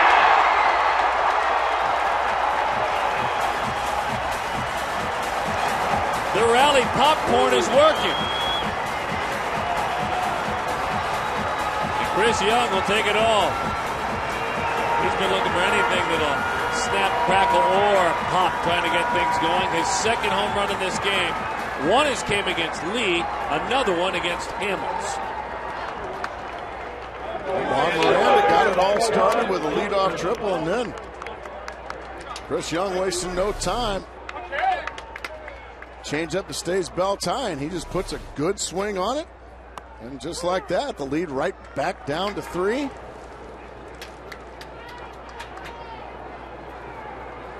Oh, and 1 the count. It's a Fulton Holmes homer. Another $150 to the Central Arizona Mountain Rescue Association.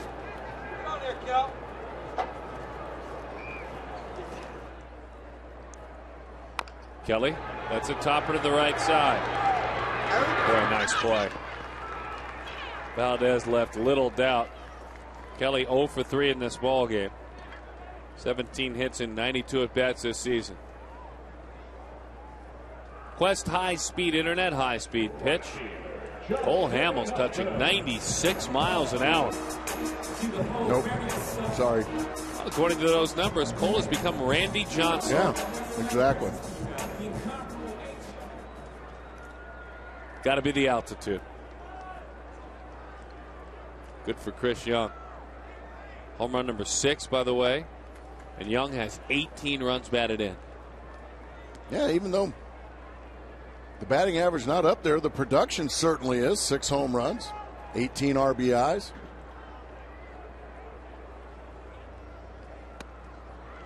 Justin swinging really hard today. And he has struck out. He has grounded out to short. Good cut fastball. And when you swing that hard, usually your head comes off the ball, and that's what happened on that swing and miss. To right field. Went cut fastball down and in, then fastball up and away, and he beat him with it. So Upton hitless in 3 tries. Fastball up and away. Justin just misses it.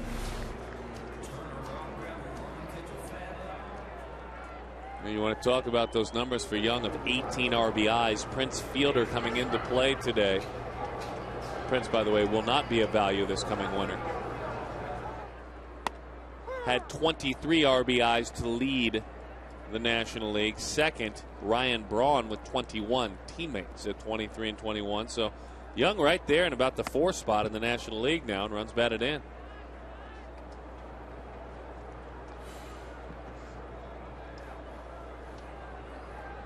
One and 1 the count. Also hoping one of these years to win his first Gold Glove, and we all know that in order to He's win on the that award, highway. To win the award for the best fielder, you have to be a good hitter. Unless you're a shortstop. Unless you're a shortstop. Because Ozzie Smith wasn't a great hitter. There you go. Well, I watched you play first. I watched you play in the years you won the Gold Glove. You deserved to win the Gold Glove. It wasn't necessarily... Well, you had to have some offense in there, too. Understandable. There have been times where you've really scratched your head about guys not winning it. Well, Rafael Palmeiro won a Gold Glove when he played like 11 games at first base. He was a DH most of that year. The 3-2. Outside corner, strike three. Steven none too happy with it. This is a couple of times he has been disgusted with calls in this series. I think if you're a pitcher, that means you're doing your job. Young did his job, has made it an interesting ball game.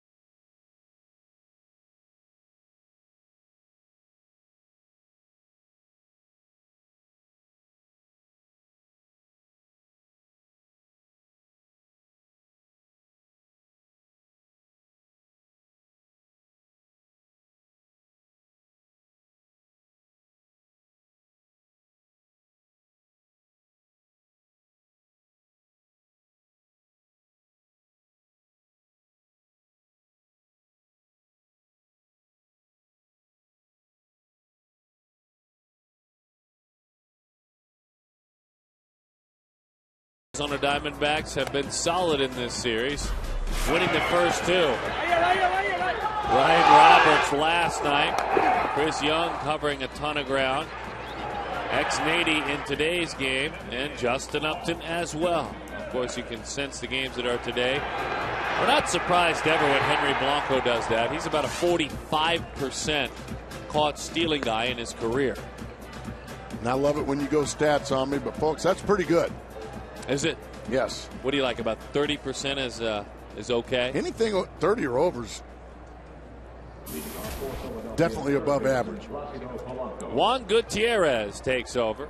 Verizon Wireless call to the bullpen. Last time out, he went an inning and 2/3 3 days ago at Citi Field. Didn't give up anything. The 2 days before that, he struggled. He pitched Sunday, but struggled on Friday.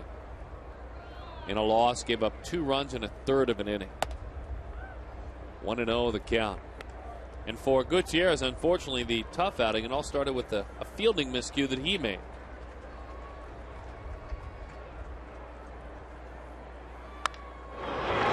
Ready to roll is Placido Polanco. Boy, have an afternoon. Have an afternoon. A 4-hit day. You're a great hitter, Mark Grace. Those don't come very often. Those are rare. Polanco's had his fair share of them, I'm sure. Just a fastball down the middle, bang.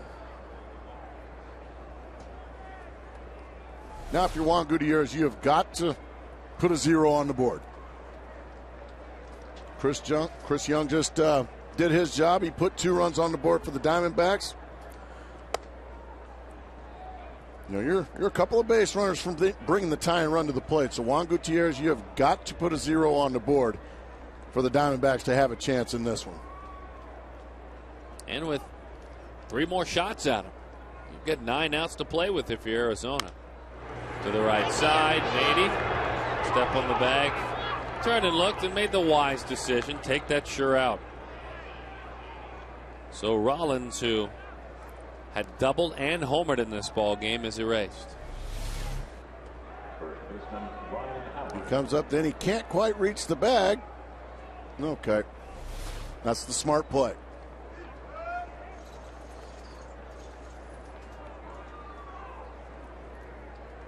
Four-hit day for Blanco. He stands out at second base. 37 hits already for Blanco. What a way to start the year. 37. It's not May yet. 0-1 the count to Ryan Howard.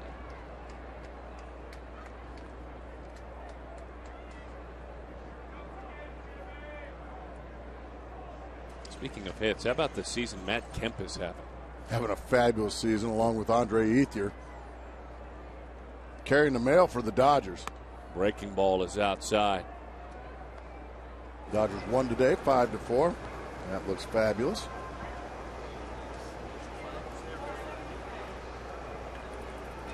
I like the helmet Sunday. Do you? Right there in the helmet. You don't like the cones, huh? Oh, I do. Beat him with a fastball. It's always nice, though, to have a little keepsake. Well, sure. Something you can put your quarters in on your desk, a nice little helmet like that. I'm a fan.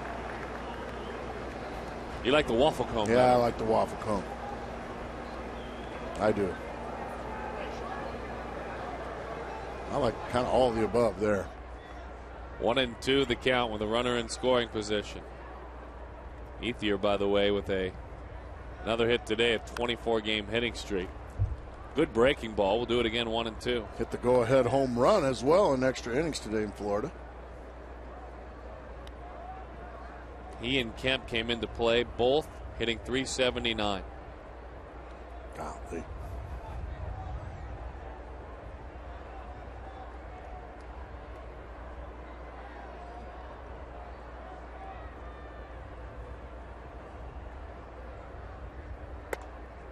Pitch is high and in.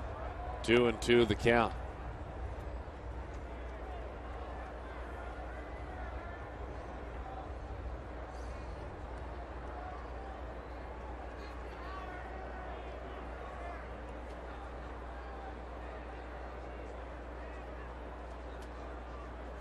Two and two. Gutierrez steps off. The Phillies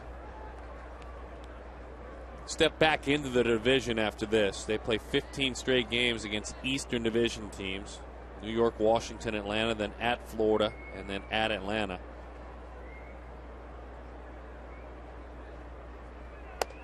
Outside, 3-2 the count. And with Florida losing in the ball game today, it is Philadelphia and Florida tied for the top spot. Atlanta, who will later on in the year actually win the division at 12-13, 4 back.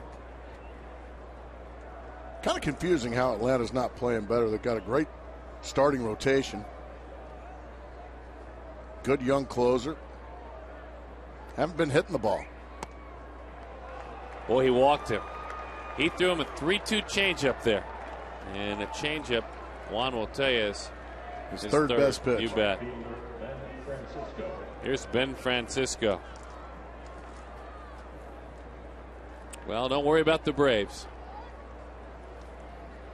They'll win the East. Well, they won't. The Phillies will, followed by the Florida Marlins. Then the Washington Nationals will be third, and then the Braves. Really? Yeah. Yeah, those battling Nats aren't as bad as you think they are, Mr. Sutton. I don't know that I've had a thought about them. My guy Jim Riggleman's got them playing good baseball over there. Love Jim Riggleman. Love Mike Rizzo. Mike Rizzo as well. Love Steven Strasburg when he gets healthy. Like Bryce Harper in the minor leagues. Oh, boy. Up and in, he hit him. So the bases are loaded in an inning in which you said you must, and I think we all would agree with you, you must put up a 0. Gutierrez is in hot water. Well, a walk, now a hit batsman. That's been the trouble for Gutierrez. He's just Been way too wild.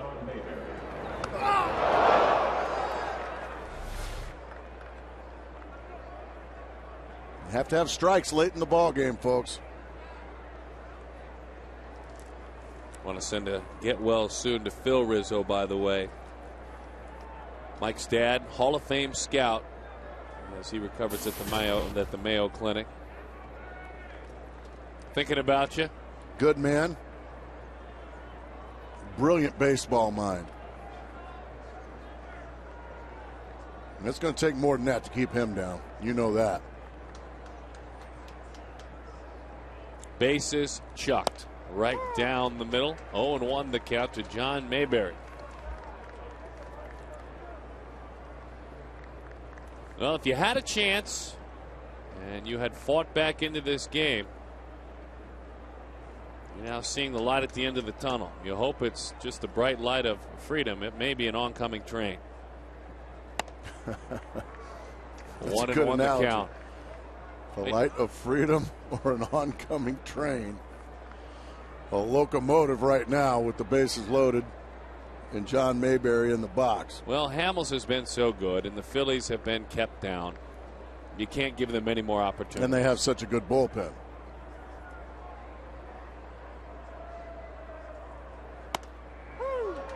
One and two the count. And I mean, just got the inside corner. Yeah, that one seemed a little generous for Gutierrez, but he'll take it. Blanco stole that one for him. I think you're right. A savvy catcher here. Looks like this is a little bit inside, but he gives it a good look to Vic Carapazza. Now one strike away from a huge punch out.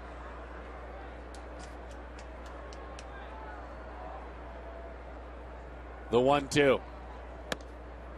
2-2 the count as he pulls the fastball away.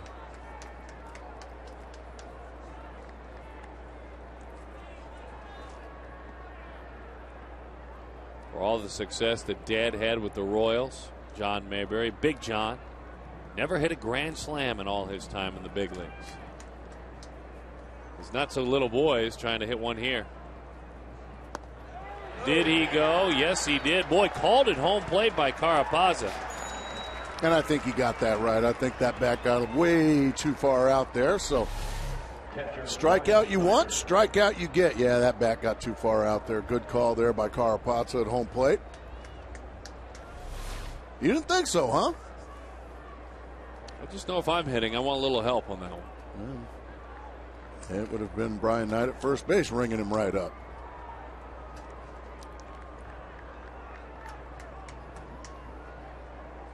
That one sails outside. Another change up there to fall behind. I'd like to see Big Juan Gutierrez. You like to call him Big Goot. Oh, that fastball. Turn it loose. I'm not a big fan of the changeup right now in this situation like that.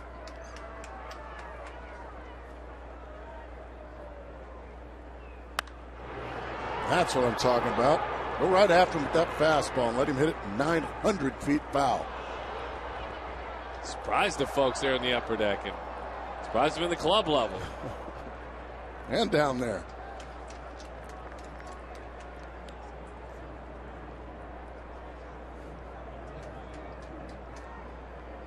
Six grand slams in the National League so far this year. Only 2 in the American League. Breaking ball is away. Beltre and A-Rod have hit the 2 in the American League. Ryan's been there. He's taken that run a couple of times.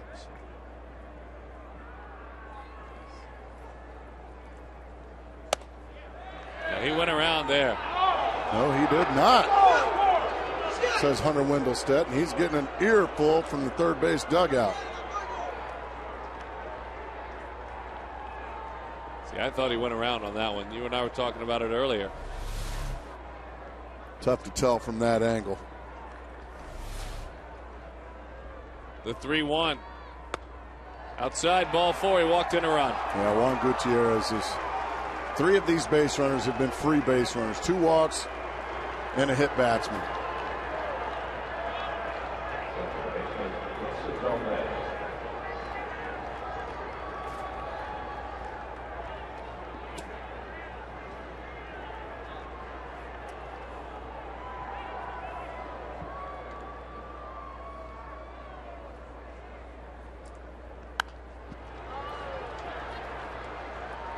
0-1 the count.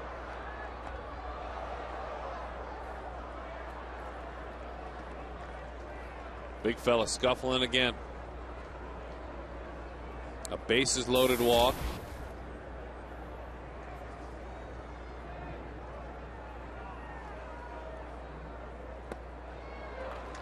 Oh, 0-2 the count. 7-3 the score. The Phillies lead it. And as we told you earlier, Philadelphia was doing zip offensively for the last 15 games prior to this, averaging about 2.5 runs per game. Rolled out to Kelly Johnson, who makes the play and throws in time for the out. But the right-hander walks in a run, and it just got tougher.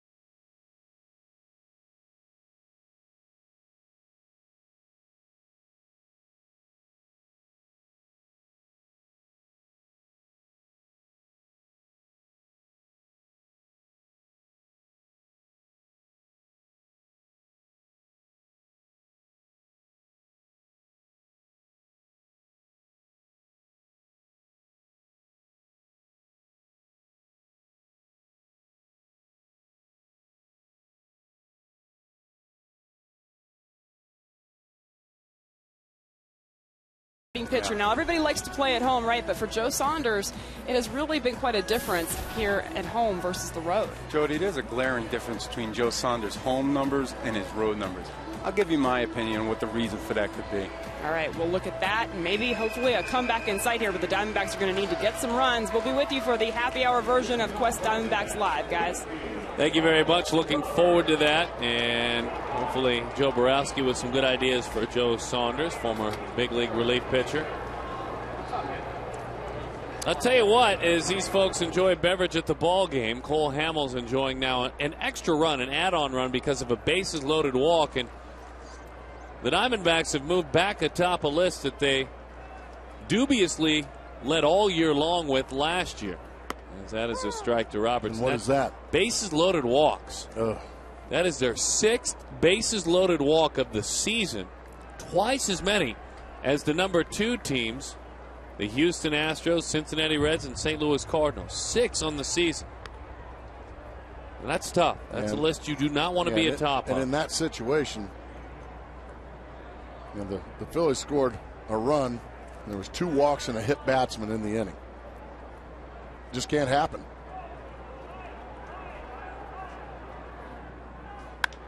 Roberts, high fly into right center field.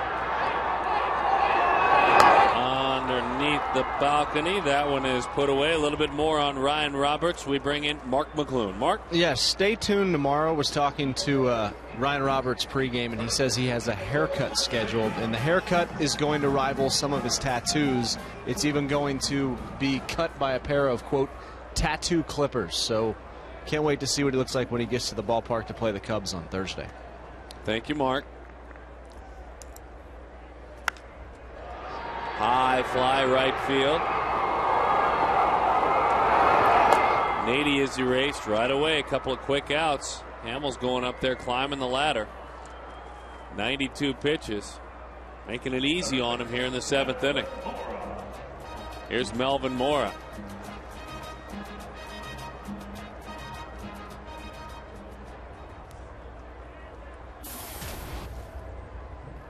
Phillies have had 16 ball games in which they have had starting pitchers go 6 or more innings and give up 3 earned runs or less. 16 times they've done it. They've won every one of those games. That one is a strike over the outside corner. Some folks call those quality starts. We don't call them that up here. But now, if he goes 7 innings, gives up 3 runs, I'll give a quality start for that. Won't you? I will. I love an off day for mom and dad. That's a great sign. And that's a good son out there. Bringing them to the ball game. Congratulations, mom and dad, for enjoying yourself. Come on, you can take a picture of us. We won't get upset. Smile, Gracie. No, he didn't want a picture of you, I guess. There we go. Well, for everybody that brought me to work with him today. Scaring the children. I think that's me. Well, it has been a good day, and you have brought Gracie to work. And goodness. We hope you have enjoyed Bring Gracie to Work Day. It's been a lot of fun. I was glad to be there with you. In the cubicles and in the offices, in the break rooms. He was poking around in your business, I know, a little bit, but we've enjoyed you bringing him in. Boy, look at that young man. That was a great shot a moment ago. Hiding under that big old Phillies cap. Handsome young man. We'll do it again, 1-2 the count. My goodness, you missed just what went on over the What happened? Press box. Our good friend, and he's a good writer. He writes for dbacks.com, on MLB.com. Steve Gilbert literally dove underneath the desk as the ball went right by him. He does that a lot. I just feel bad for him. He can really write. An award-winning writer, covers a team with such diligence. Got to check him out and read him, folks. But honestly, when it comes to foul balls, a coward. Well, I tell you what. Sitting next to a man with the UCLA Bruins hat on, shaming that hat.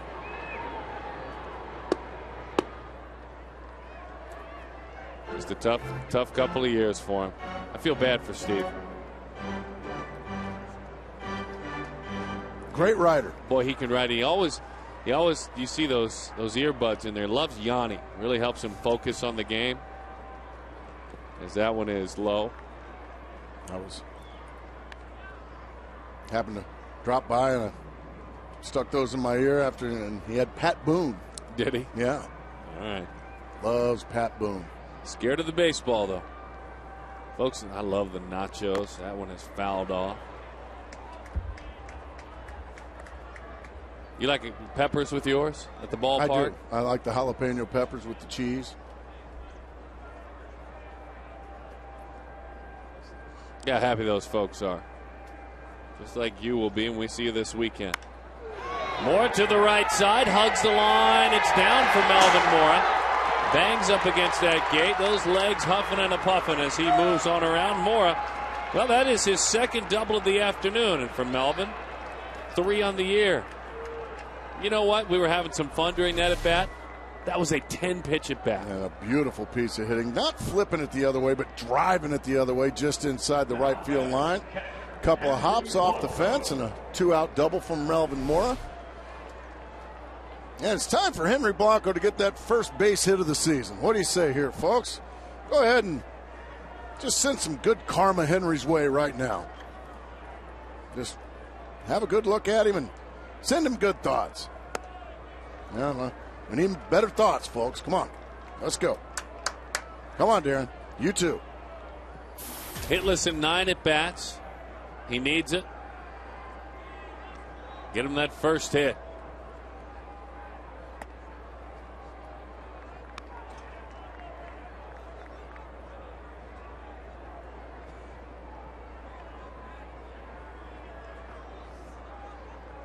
Russell Branyan waits on deck.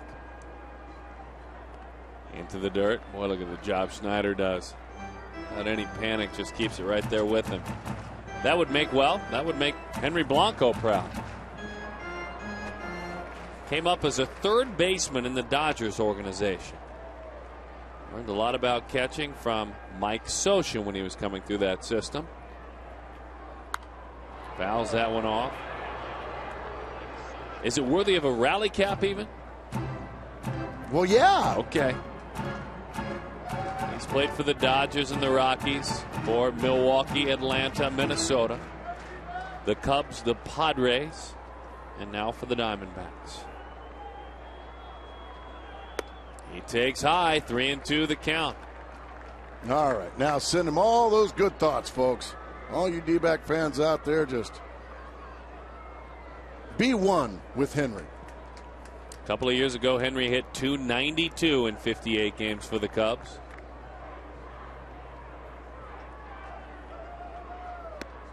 He goes down, chases a changeup. That elusive first hit remains so. We'll hope he gets it soon. Meantime, Arizona is down 4.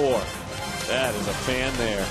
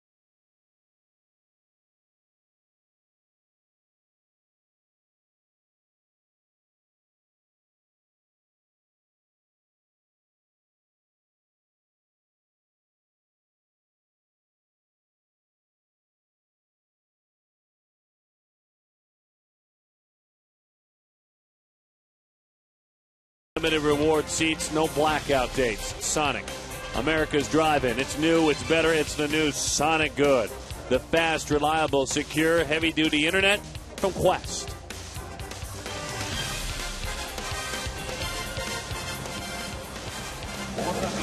Boy, look at the fun being had here. A lot of great groups today. That's in the all-you-can-eat section.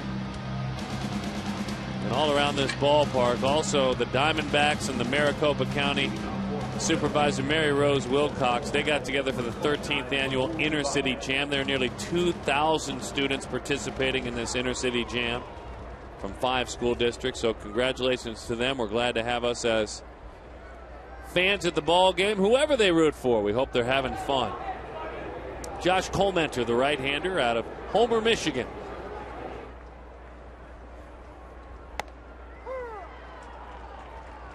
And we want to say hello to all of the Homer locals tuning in, hoping to see Josh work. Station number 9, we are told, in Homer, Michigan. It's kind of the central location as Raul Ibanez is in the hole 0-2. He comes well over the top. He was a starter all through his minor league career. Secondary pitch is his changeup. Cuffed around last outing in New York. That one is up and in. You and I had a great conversation with him in Cincinnati, didn't we? Very good kid, very well brought up. And a lot like you, Darren, a man of many words. Yes. He and I together can fill up some airtime. Just a fastball up and in and right by Raul Ibanez.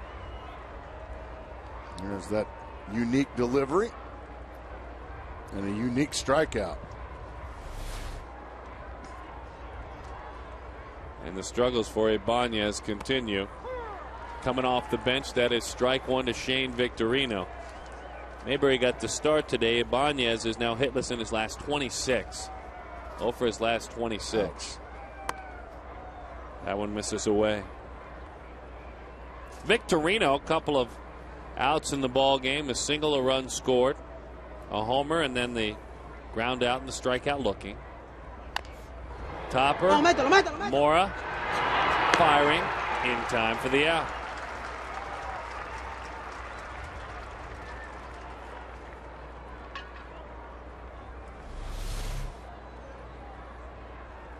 Leaps, gets it, and all in one motion. That's a really good play by Melvin Moore. He knew he had to be quick with Victorino running. Well, we're going to have a 5-hit day here, folks, because Placido Polanco, to this point in the ball game, has got 4 hits. Let's see if Josh Coleminter can do something about that.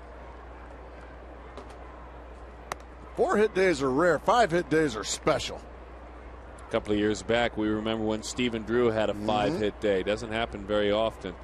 It has been 3 years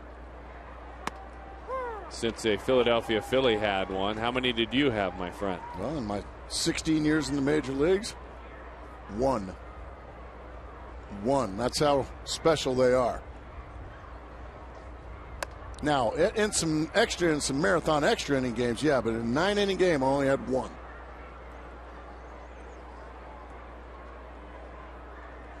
This is a hitter that has raised his average to 394. High fly center field. Young. All it takes is little Josh Coleminter to keep that 5-hit game from happening. 1, 2, 3 go the Phillies. Time to get the bat rack going. Come on, you folks in Homer. Let's get some runs.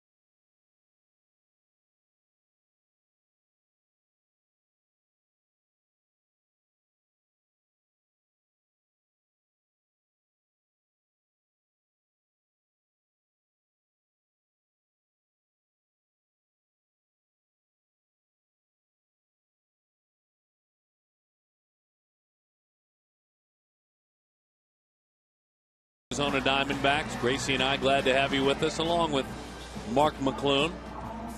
Our UPS store delivering the weigh-in. Why did the Diamondbacks hit so much better at Chase Field, as the numbers indicate so far this year they do? Well, the smooth one says, I think it's just good old home cooking that makes them hit so well. Sleeping in your own bed, that kind of stuff. Really don't like, I like to say names on the air, by the way. I never feel comfortable saying the smooth one on a telecast. No. Well, maybe he or she is awfully smooth. Yeah. It's like Fred Smith or something like that. Or maybe his gentleman's name is Antonio Bastardo, who comes on. Boy, he has been great. Well, it's not very nice of you to call him that, but he is awfully aggressive, hard-throwing, good stuff possessing left-hander. I'm told that's the smooth one they're telling us in the truck. Makes me a little uncomfortable. Figured it would. Kind of like reading Twitter handles on the air. What has happened to play-by-play? I just read a Twitter handle on the air. You did. Terrible. 0-1 the count. Josh Wilson up from the minor leagues, and Wilson, the well-traveled infielder, called upon to pinch hit. 227 in his 5th season, seeing major league time. Was playing every day in the Reno squad.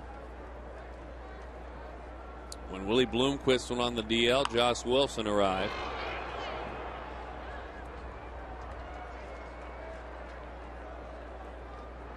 Wilson, of course, was the pitcher for the San Diego Padres. Remember, he came on in a pinch and pitched and gave up a Mark Reynolds 18th inning homer a couple of years back. Well, he just got his clock cleaned by Antonio Bastardo in his first major league at bat this year. In the 6th inning, the ball sailed out of here. A home run for Chris Young, our Chaz Roberts air conditioning cool play of the game.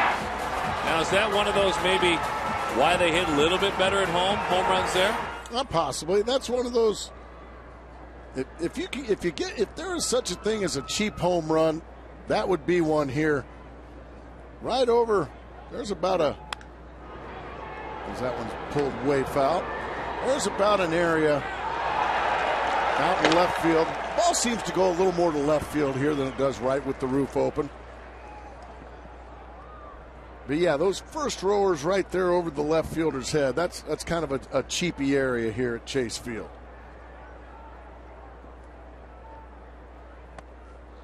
I'm told a great play was just made. I looked over my shoulder and saw this, Gracie, way up in the upper deck. Oh, with the bare hand. Oh, you know what that means, don't you, Darren?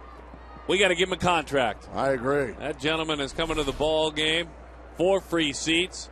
Discount at the team shop. See why? This one ain't cheap. That is another souvenir. About 30 rows back.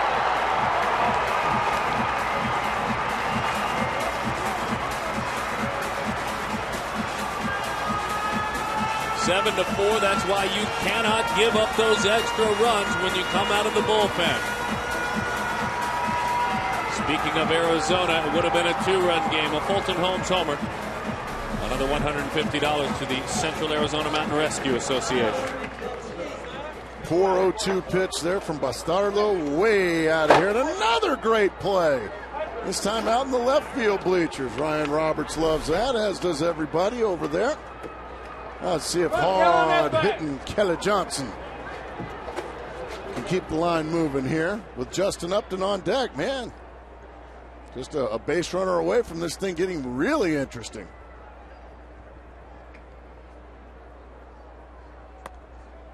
Did he go? Yes, he did.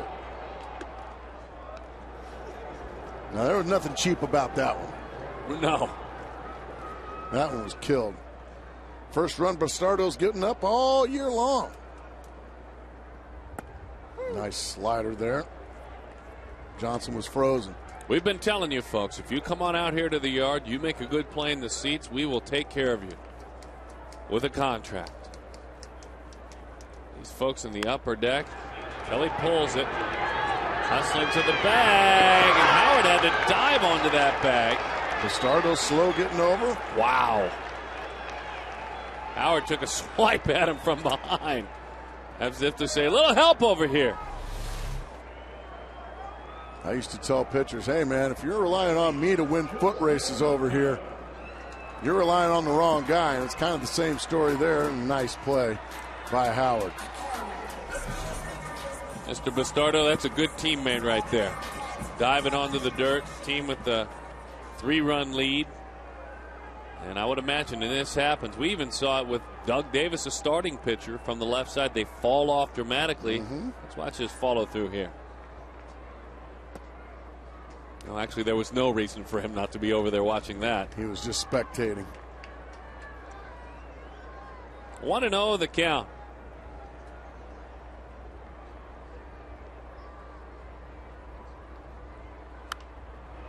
Big swing right down here. Oh, good try, Gracie. Almost had it. I almost got a contract myself there.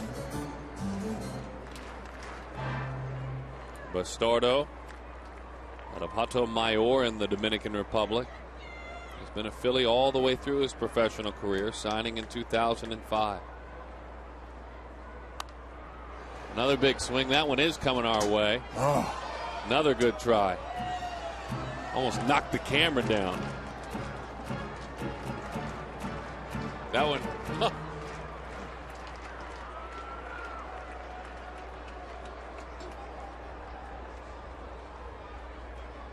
One and two, the count. Upton goes down, chases a changeup. And the inning comes to an end. Chris Young with a homer. Driving it out to a fan. It was actually coming his way.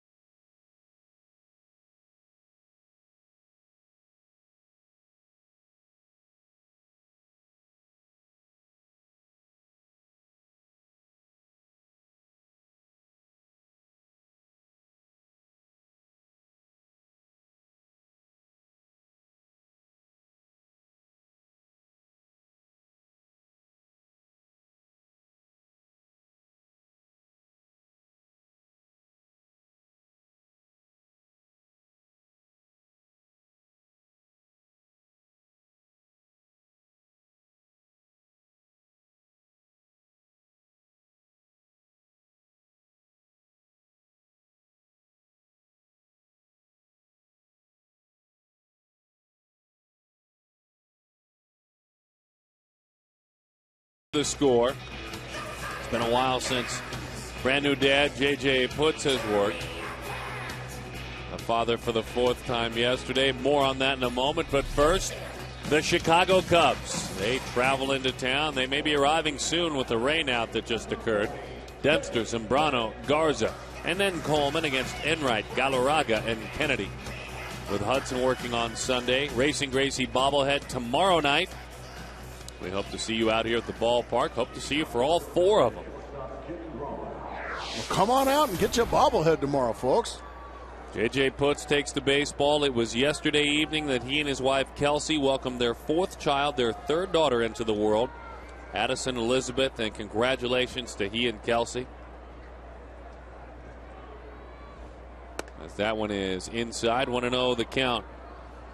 As we gathered our information and passed along in the post-game show that Putz had become a brand new father, the information started to spread a little bit earlier before we got our hands on it. And JJ was watching with quite a bit of amusement, holding his brand new daughter as we theorize as to the whereabouts of JJ Putz. Sure hope his shoulder's feeling good. He got a kick out of it. No, shoulder's fine, just holding my newborn. Got the whole family here. The 1-1. High fly, back of short, shallow left. Split-fingered fastball. Jimmy Rollins is erased. No, elbow's fine, shoulder's fine. Just me and the kids are all here with Mom. There's the split finger.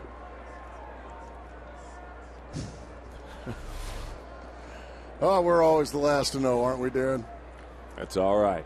We were glad to pass it along. There's Ian Kennedy, brand new father as well.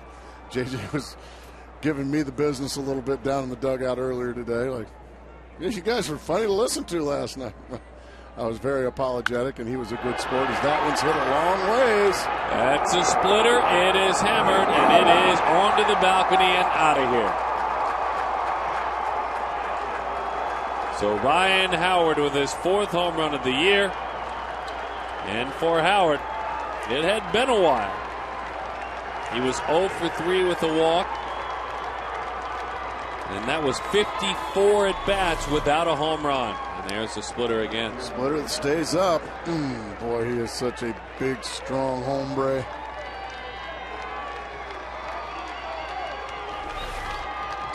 A long, long ways to hit a baseball for that young man. First home run allowed this year by the veteran right-hander. 8-4 the score. Fastball pours it in there. Puts has not worked since the club played in Cincinnati. He's a perfect 5 of 5 in save situations. Great line in the dugout there that we just eavesdropped. Did you hear it? No. One of his teammates said, Ryan, you just hit that one into grown man territory. That's very true. That is grown man territory out there. 415 feet away and about 30 more feet up.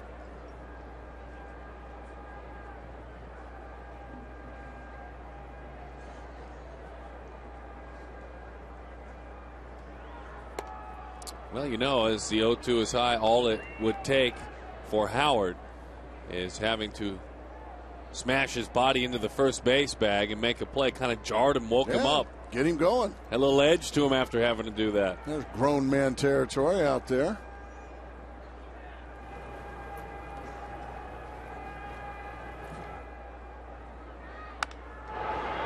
Into left field, Roberts. Ryan is there. 2 outs.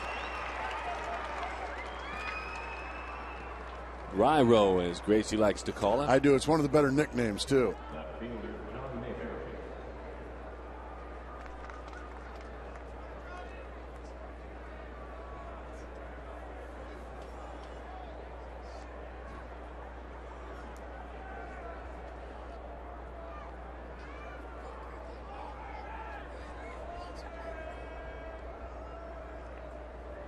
12 hits for the Phillies, 5 for the Diamondbacks. John Mayberry Jr. Slider misses away. 1-0 the count to Mayberry. JJ had gone 3 consecutive outings without even allowing a hit, and has only allowed 2 runs total this year. Should he clean this inning up and work through it with just the 1 run allowed, that's what his ERA will be, is 2 on the season.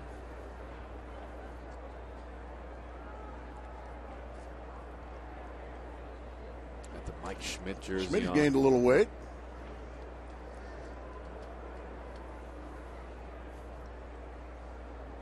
Oh, that's not Mike Schmidt.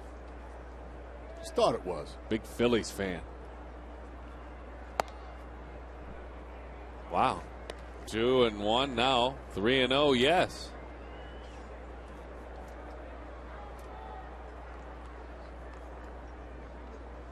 Phillies fans with something to cheer for now.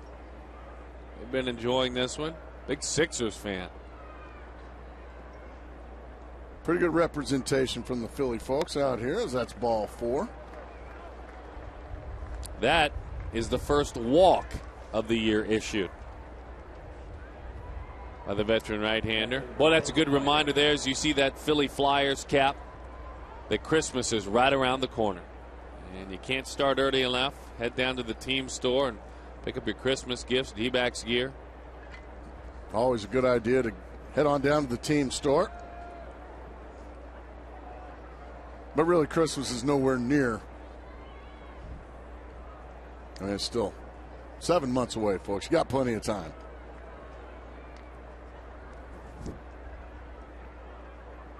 Brian Schneider, the veteran catcher, takes a pitch that is low from Putz. 1-0 the count. So JJ wasn't upset with us then. No, he wasn't upset at all. He has got a wonderful sense of humor. Something tells me that that's right in his wheelhouse, actually. He's working and focused now.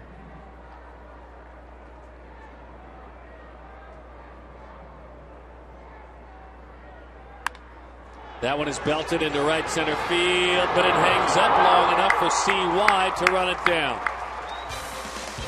A solo homer off the bat of Ryan Howard. It had been 55 at bats. One last chance for Arizona.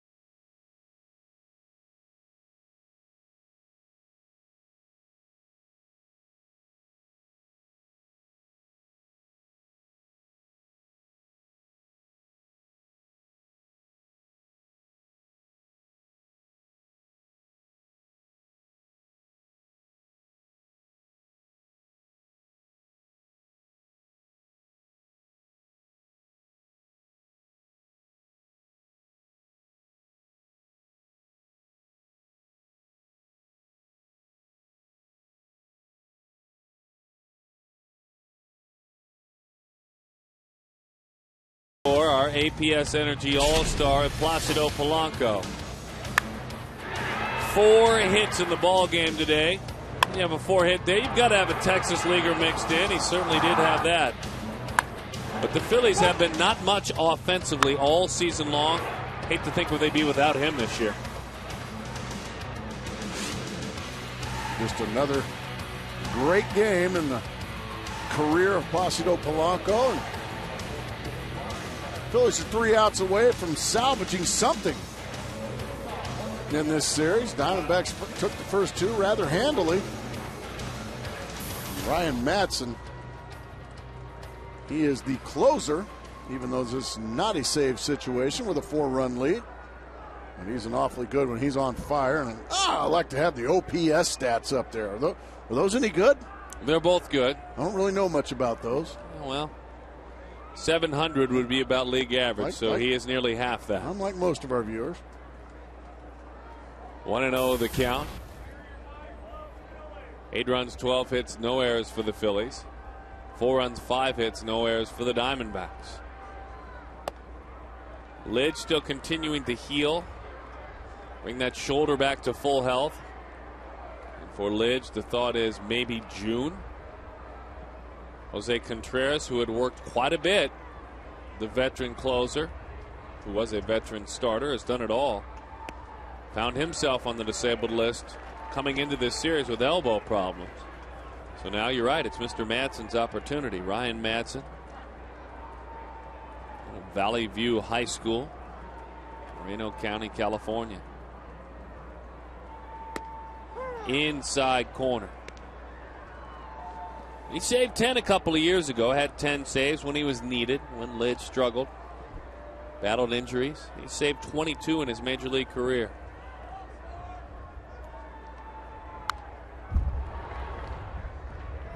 Three and 2 the count.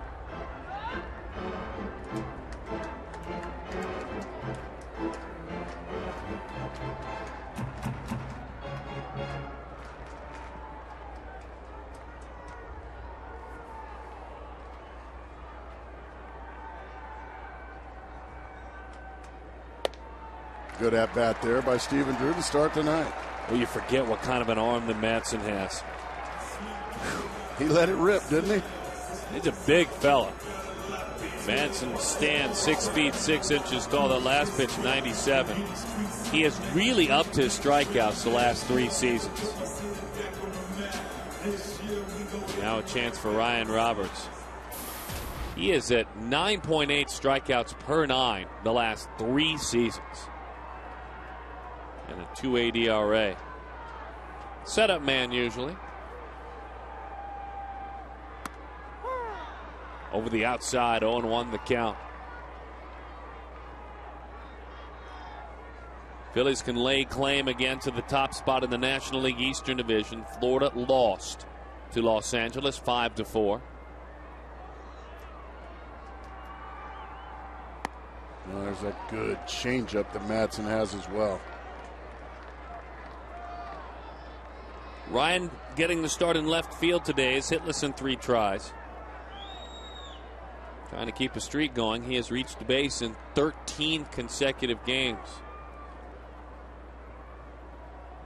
It was a fence like that he banged into yesterday and made a fine play on the third base side.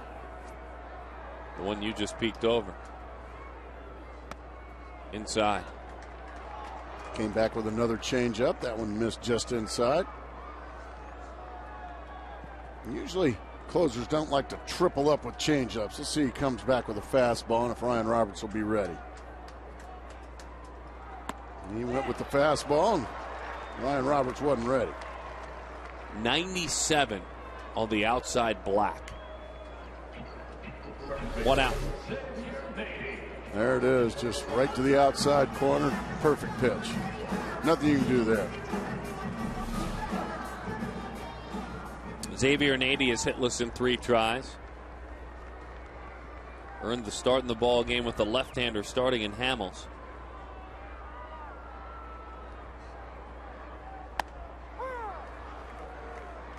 Still trying to figure out on a day-to-day basis who's on first. 3 first basemen for the Diamondbacks.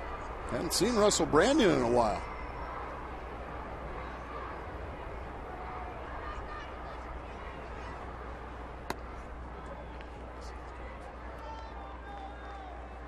Taking in that pitch from the front row as it misses in.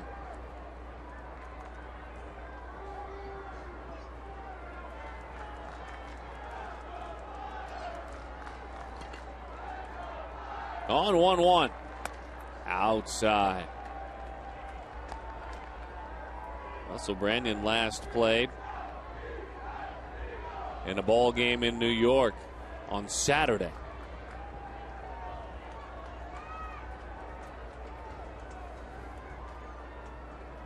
He's looking on now. Yeah, he's got his hitting shades on.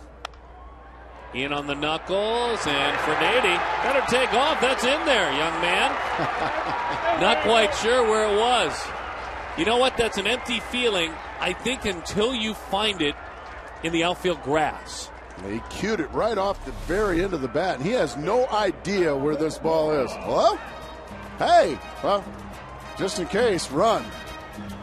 That's all it takes, and he hit it in a perfect spot. Stephen Drew gets to third base. Nady eventually gets to first. Diamondbacks got something a little bit exciting going on. One batter away, or one base runner away from bringing the tying run to the plate. He had no idea where it was, and that's, in the end, a bit of a gift. You're so surprised when that occurs. All right, shadows creeping in from left field on in. Melvin Mora takes a fastball away. 1-0 the count to Melvin. Nice day. A pair of doubles for Mora today.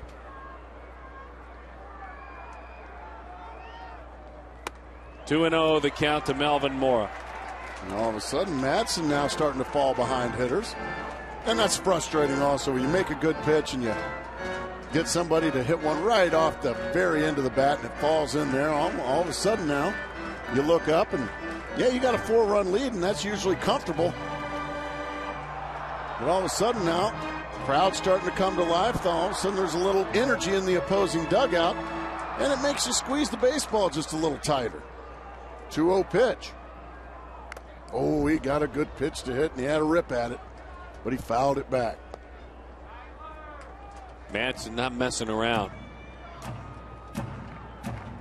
Coming right after Mora with that good high fastball until he shows him he can catch up with it.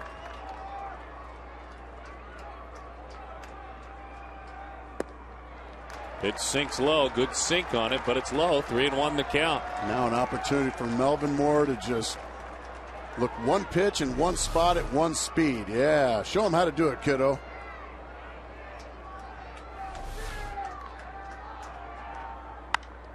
Mora beaten by that fastball. Sends it down the right field line. And It's about 2 rows back.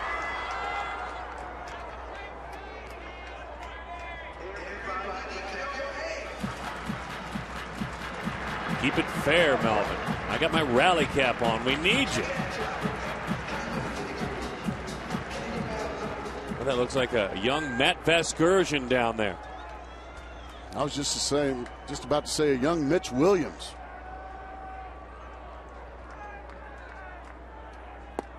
Change up, had him out front. And he is fastball. Then he pulled the string like it had a string attached to it. Gutsy pitch right there by Madsen. He goes with the changeup way out in front of his Melvin Mora. That's just a big-time pitch. Tip your cap there if you're Melvin Mora. All right, you'll be all right, young man. Devastated. See what Miguel can do for you. I found out, I just told him he looks like Mitch Williams, and it just devastated him. Your old teammate. That's why you mentioned that. Oh, Mitch does a great job on MLB channel. He's just not much to look at. All right. Well, Miguel Montero can be at times. Swings, and it goes right into the catcher's mitt. 0-1 the count. 12 hits for the Phils. They're trying to salvage this series. 12 hits, 8 runs. Those are magical numbers in comparison to the previous 15 games for Philadelphia offensively. Miguel rolls that one to the right side. The Diamondbacks win the series, but on getaway day, it's Philadelphia that takes back over the top spot, first place in the National League Eastern Division with the win. Well, the Phillies finally get to shake hands after dominating San Diego previously. They come in here, lose the first couple, but really a little too much Cole Hamels today for the Arizona Diamondbacks. Joe Saunders was roughed up on the other end, and well, you have to take solace in the fact that you did win the series against the team that came in with the best record in the National League. However, after you win those first two, you'd really like to complete that sweep, but that'll have to wait for another series. Unable to get on the roll you were asking for. Let's get it on out to the postgame. Joe and Jody are ready to break this thing down. Philadelphia wins it over Arizona 8-4.